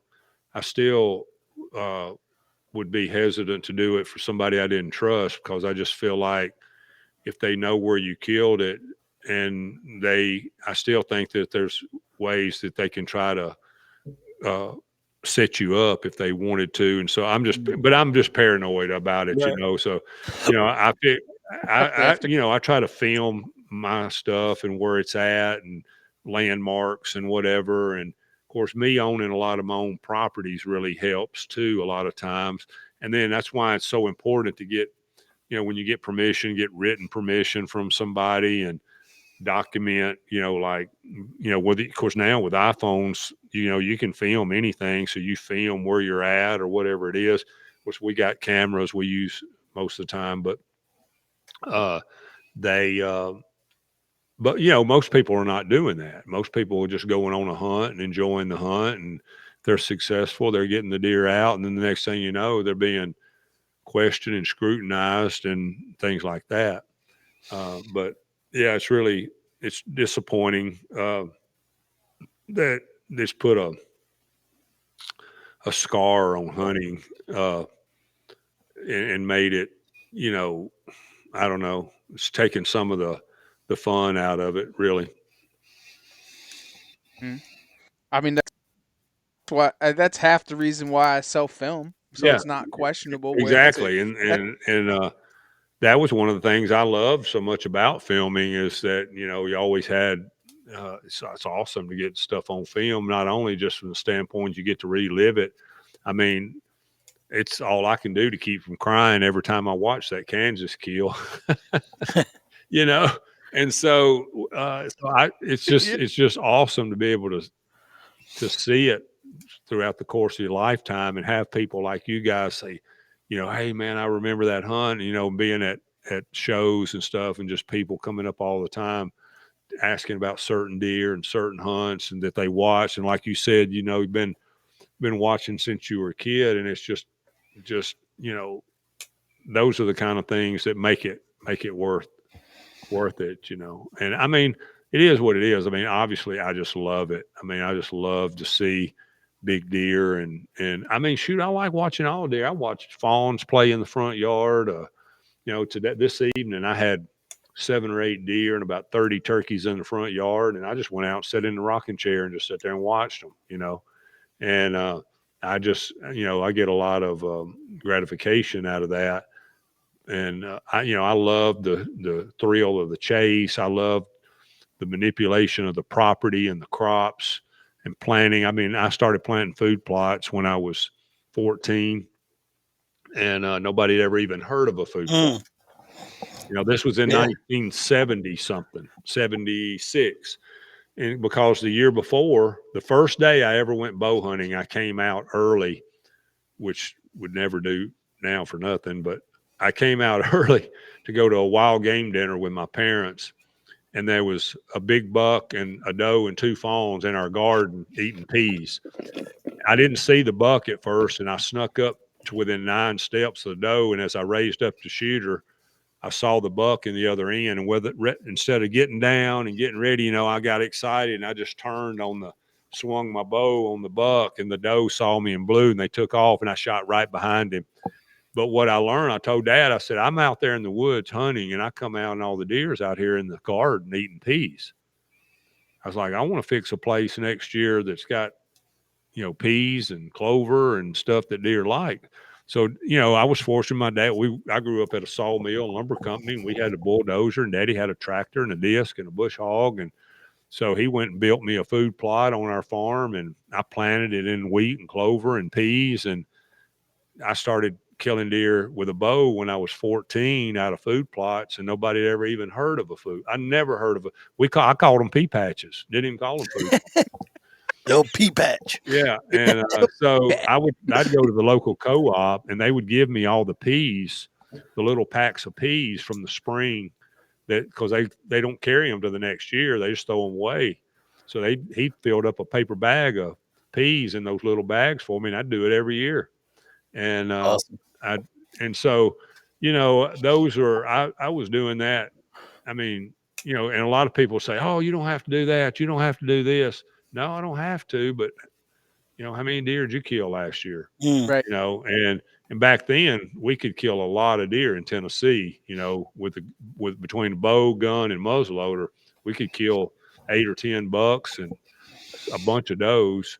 And so, you know, back then it's just, if you saw a big doe or a legal buck, most of the time you shot him, you know. And so, especially when you're 14, 15, 16 years old, and all the other bow hunters, you know, were in their 30s and 40s.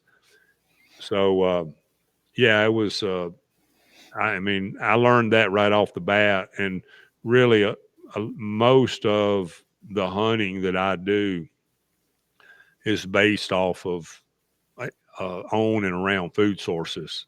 I love planting corn and beans and alfalfa, and, you know, all the you know, clover and brassicas and all the stuff that we do, food plots. I mean, if you hunt if you are in an area where there's good deer, or just deer period, and you hunt your plots strategically, you're going to kill deer. It's just inevitable. Is that how you kill a lot of your big deers, over food plots? Yep, I sure do. Oh, you know, if you call a cornfield or a bean field or a hay field food plot, you know, some food source like that, yes. Most of the, you know, I may not be right on the edge. I may not be right on top of it. I may be 100 yards off of it, or 200 yards. If that deer is not daylighting, but he's kind of consistent, but may not daylighting, and I can figure out how to get back 200 yards on him or 100 yards. A lot of times he'll stand 50 yards from the field and wait till it gets dark, come out. So if you just get back in there. Another thing I've had good luck with is going back in the woods. Let's just say you got big cornfields or big soybean fields, and deer are coming out in it late. I'll go back in the woods if it's on a place where I can, and fix me a little 1/4 acre food plot. Pea patch? What's that? A little pea patch? Yeah, fix a little pea patch, you know, a couple 100 yards back. Yeah. and just catch him coming through right there before he ever gets out to the. Oh. And you really try to pick those strategic times to hunt him, like the red moon in October is a great time to go back and hunt that spot 2 afternoons, and then pre-rut, last couple of days of October and the first few days of November is a great time. A lot of times during the rut, you might want to change strategies a little bit if you know where there's a pinch point, a funnel, or something like that, especially in the mornings. But yeah, I mean, I put a lot of emphasis on food sources. What about red moon? You mentioned it. So, oh my gosh, it's magic. Overhead, underfoot. Let's go. Should be the magic. Should be called the magic moon. Yeah. Yeah. It's if I've got a big buck on camera, let's just say that he's been showing up, once every 3 or 4 nights, nocturnal. Oh man, I'm telling you.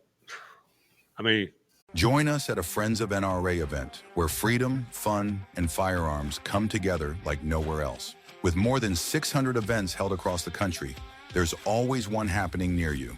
From exciting games to exclusive auctions featuring one-of-a-kind firearms and gear you won't find anywhere else. Whether you're a lifelong hunter, a competitive shooter, or simply passionate about defending freedom, there is a seat for you. Visit friendsofnra.org to find an event near you and get ready for a night you won't forget.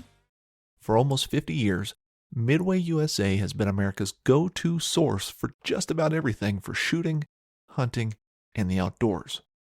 Go to midwayusa.com to see our latest deals and promotions and take advantage of our super fast same-day shipping.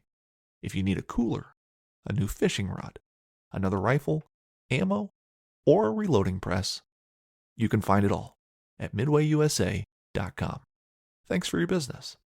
Hey guys, this is Melissa Bachman. Are you ready to stop spooking deer before it's even time to hunt them? Then you need the new Flex S Dark cellular trail camera from SpyPoint. With a no-glow flash option, long-lasting solar power, and a ton of settings that can be changed anytime through the SpyPoint app, there are no more excuses for letting your deer get wise before the season even starts. So check it out for yourself and see why the SpyPoint Flex S Dark is the unstoppable and undetectable scouting tool you need for your next hunt. I want to say 75 or 80% of the time he's going to show up on them 2 afternoons of the red moon in the daylight. At what time? Like a couple hours before light? We talking? No, maybe not that early. Okay. Maybe. But, in the last hour, most of the time. Okay. In the last hour. So it gets confusing, and we've thought about doing more with this, with the podcast. It gets confusing because then they start talking about like overhead and underfoot times. And like sometimes that's like, 1:12 in the afternoon is underhead and overfoot. But what you're saying is basically red moon day, last hour of the evening, like normal deer movement time frame, but on a red moon day. Exactly. It's been, I know so many guys, that live by that. And, of course, I know Adam Hayes pretty good, and he has the Moon Guide, which a friend of ours developed, Jeff Murray, and Adam was able to buy that from the family after Jeff passed. But that Moon Guide is it's on the money. Now, I don't know if you've ever noticed this before, but just like yesterday, let's see, where did me and my wife go yesterday? I don't remember. We were doing something, and we came home about 2 hours before dark, and there were deer everywhere. I was like, I need to go home and see what the moon is today, because it was 2 hours before dark. In my area where I live, there was deer in people's yards, deer in the field by the house. There was deer everywhere. That's not normal. And I think it's largely because of the moon. Now, the weather has a lot to do with it too. And if you ask me, I'd rather have a good moon day or a good weather day, shoot, you give me a day when it's been 70, 80, 90 degrees and a front moves through and it drops to 25 and light north wind the next morning, next day, a high of 55 or 45 or whatever it is, those are priceless. You know, those are the magic days also, those days when those fronts move through. Give me a cold front on a red moon.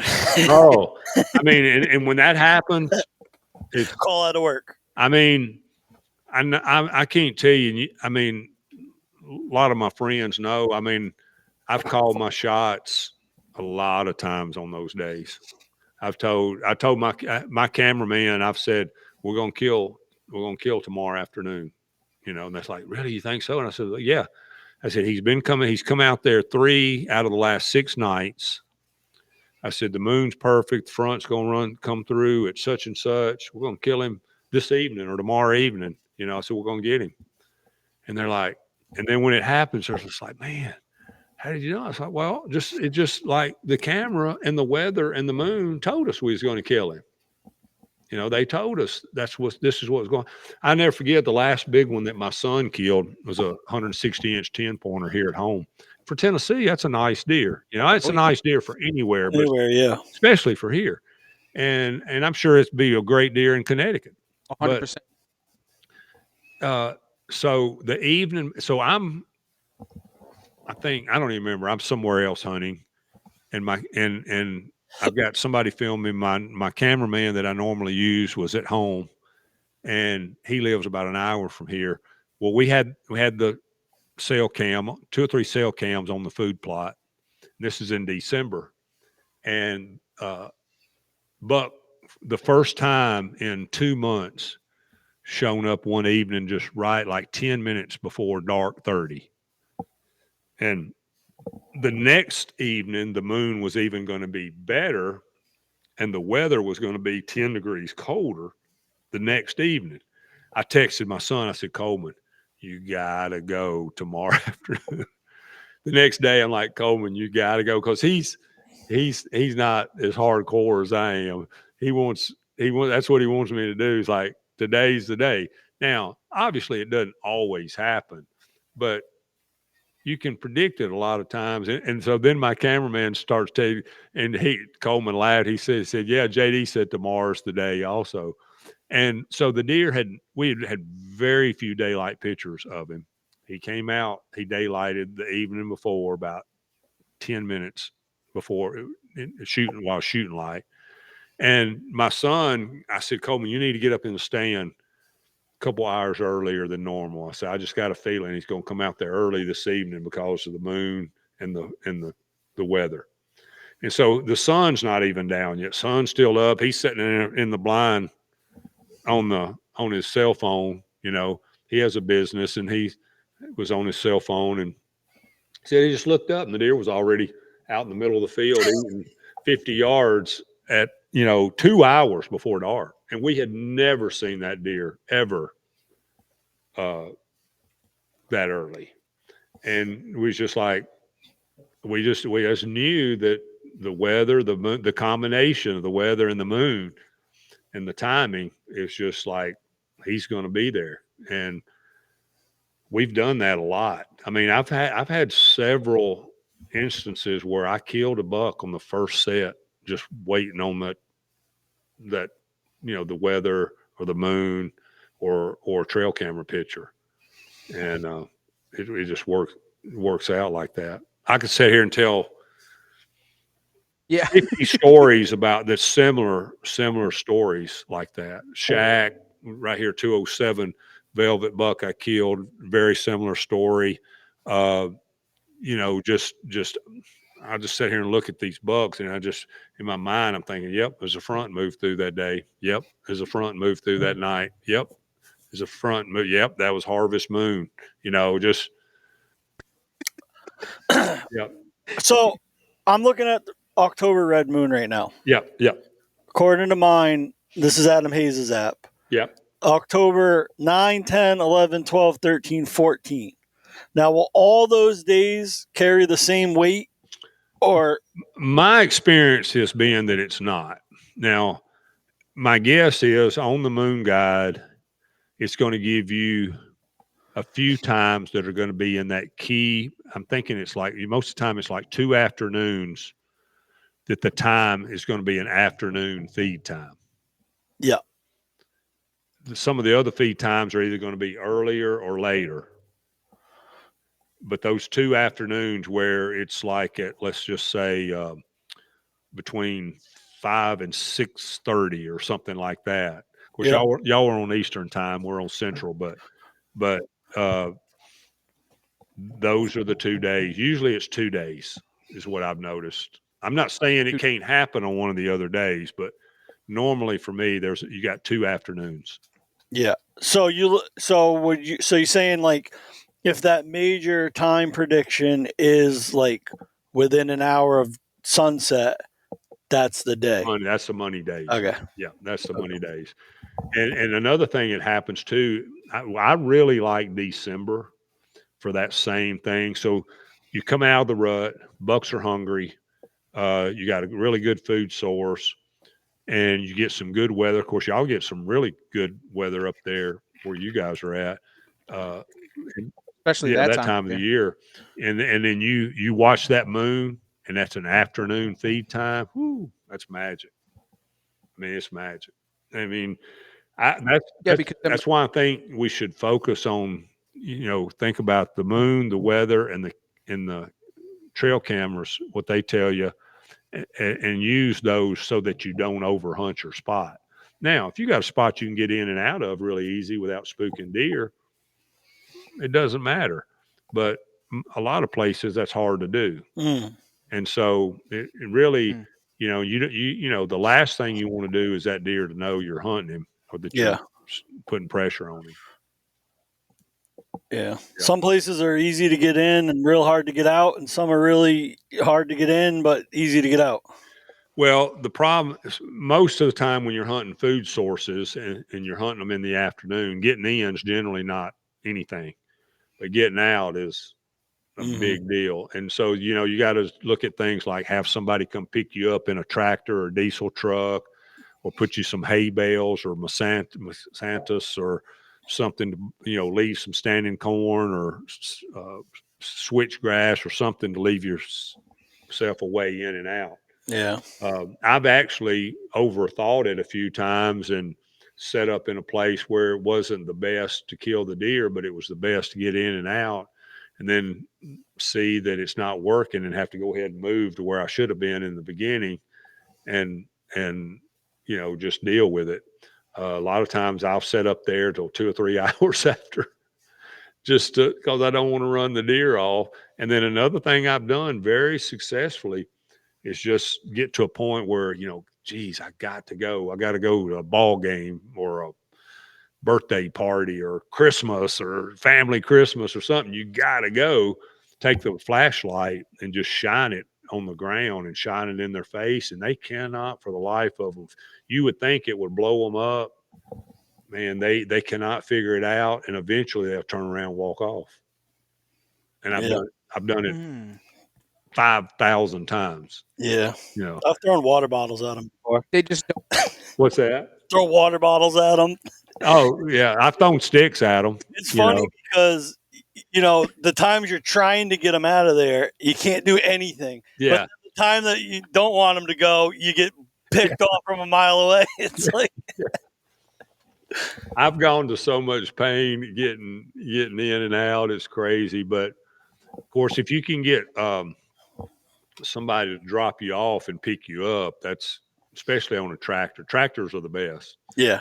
And then I used to be sponsored by Bad Boy Buggies, and I had a couple of them, and man, they were awesome. I did really good with those because the deer had a hard time figuring it out because they couldn't hear it much, but they'd see it, and it's just like and I'd check my cameras and do different things on the farm at different times, and they'd see it, and then they just kind of got used to it. So it was really nice using it a lot. In the same way, with the electric bikes and the different things we have now, those are nice tools if you've got a long hike into a spot. We use them going into the mountains all the time. Yep. the bike tracks. They're so used to, especially a lot of the public land or some of the big areas. These guys are riding mountain bikes through them, and Yeah. so used to them, and you just use it to your Yeah. advantage, Yeah. especially in a spot like that, right? Exactly. Like, Yeah, they act confused when they see something moving like that, you know. And I tell you another thing that really works really well, that, you know, there's only certain people that can do it in certain places, and but man, hunting off horses is awesome too. Yeah, the animal, and a lot of times what we've done, you know, if we were hunting something, you know, we were in the mountains or whatever, and you see, you know, a big buck or elk or whatever it is, you just, you know, if you're with somebody, you just slide off the side of the saddle on the opposite side and let them just keep going, and, you know, boom. So that works good too. Spook, it sounds like we got to have an actual deer podcast. We got so off track on everything else. We need I to don't have care. a specific deer podcast talking about killing big Yeah. bucks. Anytime. I had a blast, so I'm perfectly fine with what we talked about tonight. Hey, there's not many topics I can't cover, you know. I've been around a while. Well, you started turning the wheel at the beginning of the industry, and now we're at where you are. So I would imagine you got quite a few stories up your sleeve. Yeah.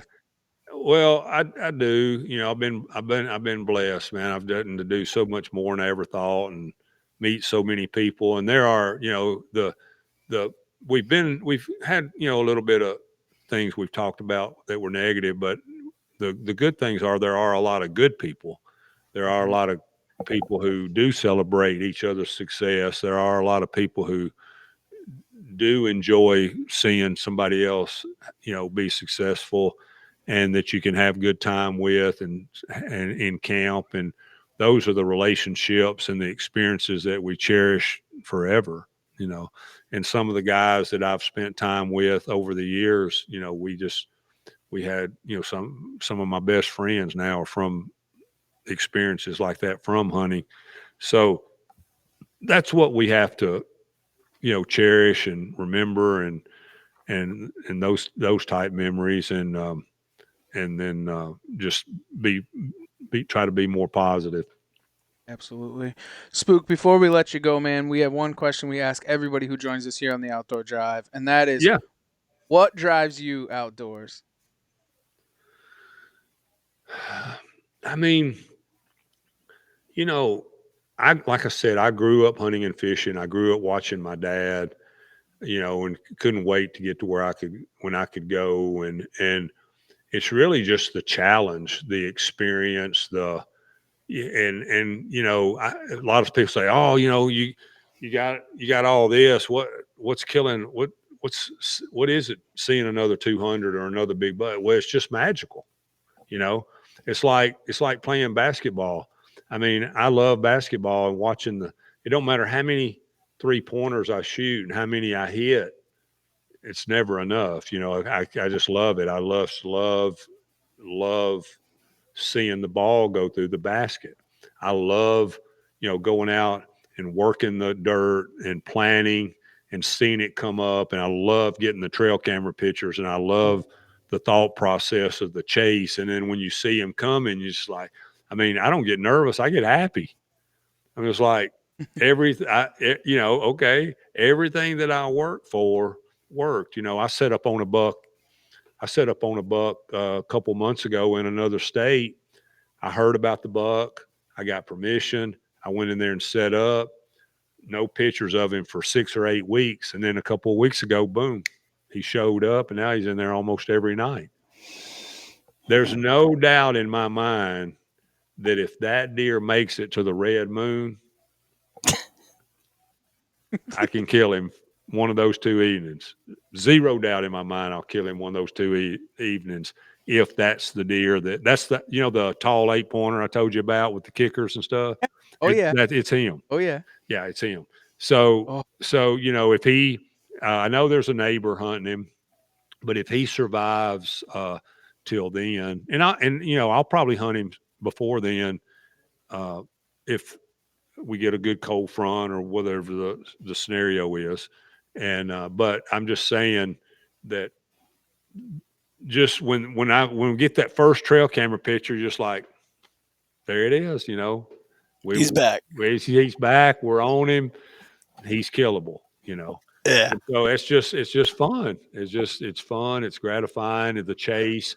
And then when you're on the stand or in the blind and you see him coming, you're just like, oh, here, you know, and you just, you know, it's also awesome when it works out where you have time. And this is what's one of the best things about bow hunting is when you have time to sit there and watch a deer for a while before it either makes it up there to you or whatever it is. And it's just, I don't know, there's just something about big whitetails. It's just so majestic and magical. It's just hard to explain you guys know what it's like. It's just the feelings hard to match. Well, Spook, we really appreciate you jumping on with us, man. It's been an absolute blessing. Hey. We can't thank you enough for jumping on with us and doing this. No worries. Anytime. I enjoy it always. Hey, don't say that because we're definitely going to take you up on it. We're going to have a full-on deer podcast about the red moon, so don't say it twice. You know? Hey, there ain't nothing to say except hunt. All right. If it's red, you better go. Red, it's dead. I'm not making any guarantees, but I'm just saying you need to be out there. Yeah, it's. I had this same conversation. I'll say this: there's a game warden buddy of mine in Kentucky that runs a WMA there, a management area, and he said, "Dude," he said, "it's the craziest thing." He said, "I didn't get it before until you brought it to my attention." He said, "We can go along for 3 weeks and there won't be 5 deer killed." And he said, "That red moon," he said, "there'll be 3 or 4 big bucks and 10 or 12 other bucks brought in a 2 or 3 day span every time." It's just they're on their feet more in the daylight those few days.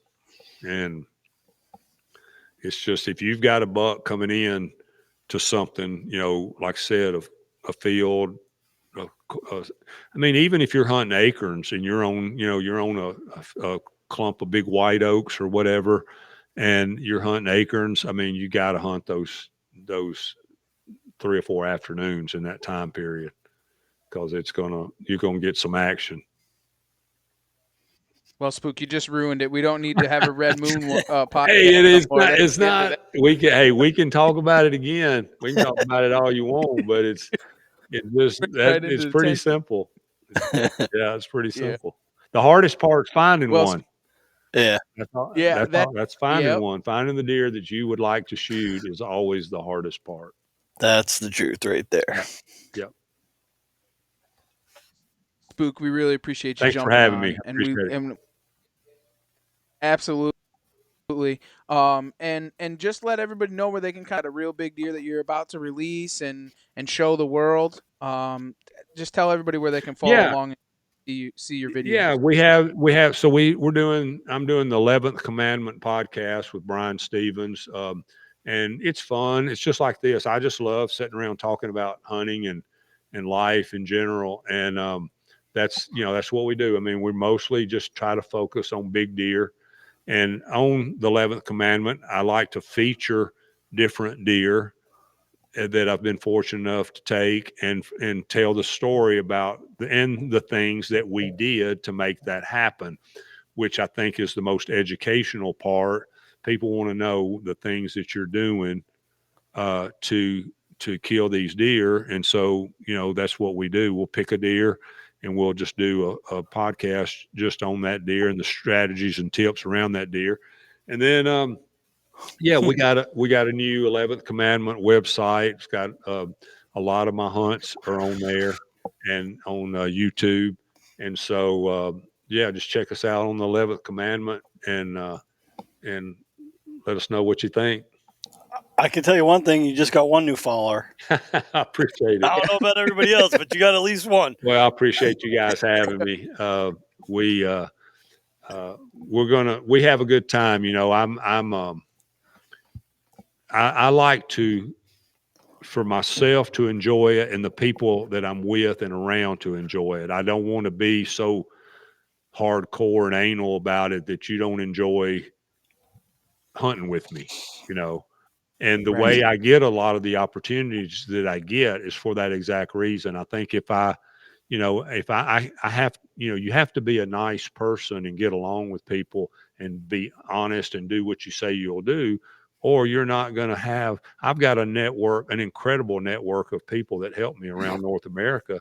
And it's all just because, I think just because I do what I say I'm going to do, and I'm nice to people and thankful, and I want to include them if they want to be in the story about it. That's awesome. And so that's what it's all about.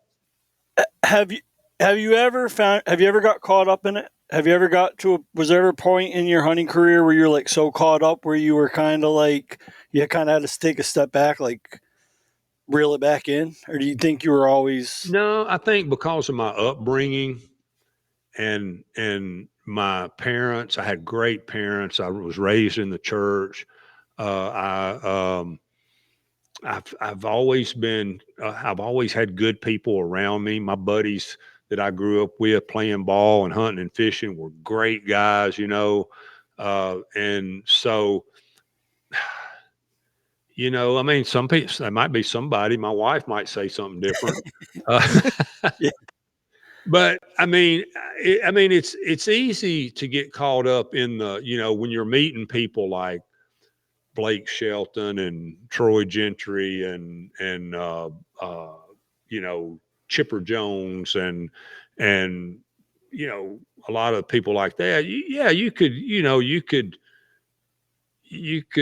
kind of, I guess, get caught up in it a little bit when you're friends with the owner of Under Armour and Yeti and you're going to these things. And I think I get a little bit caught up in that more so than the hunting, because that was fun. It was fun meeting those guys and talking. And when you've got guys like that walking up to you saying, "Hey man, I love what you do. I love that show. I love that kill. I love your passion. Hey, let's go hunting sometime." It's pretty awesome. I don't care who you are.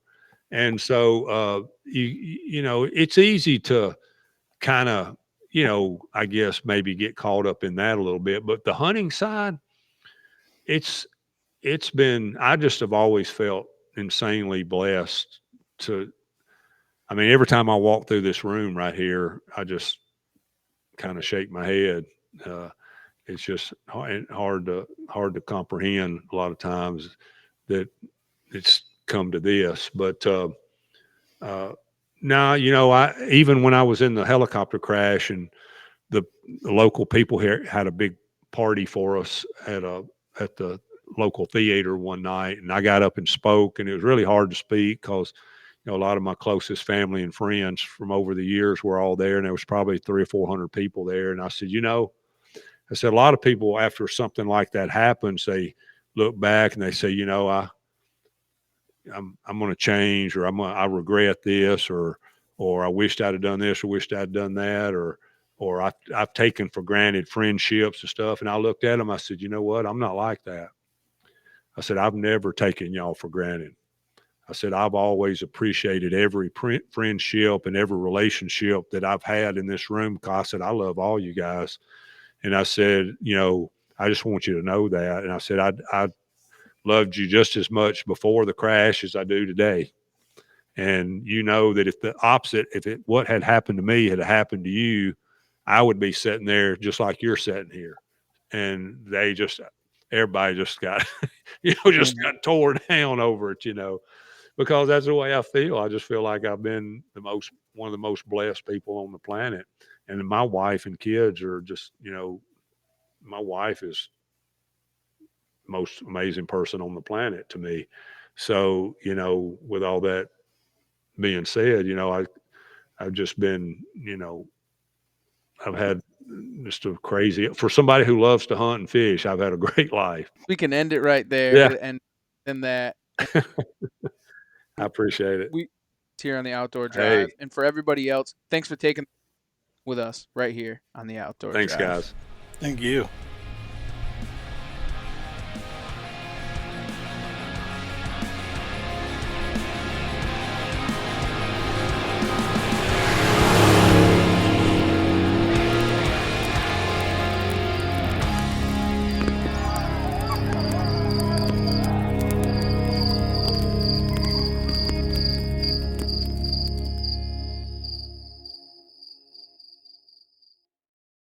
That's the sound of the fully electric Audi Q6 e-tron and the quiet confidence of ultra-smooth handling. The elevated interior reminds you this is more than an EV. This is electric performance redefined. Your sausage McMuffin with egg didn't change. Your receipt did. The sausage McMuffin with egg extra value meal includes a hash brown and a small coffee for just $5. Only at McDonald's for a limited time. Prices and participation may vary.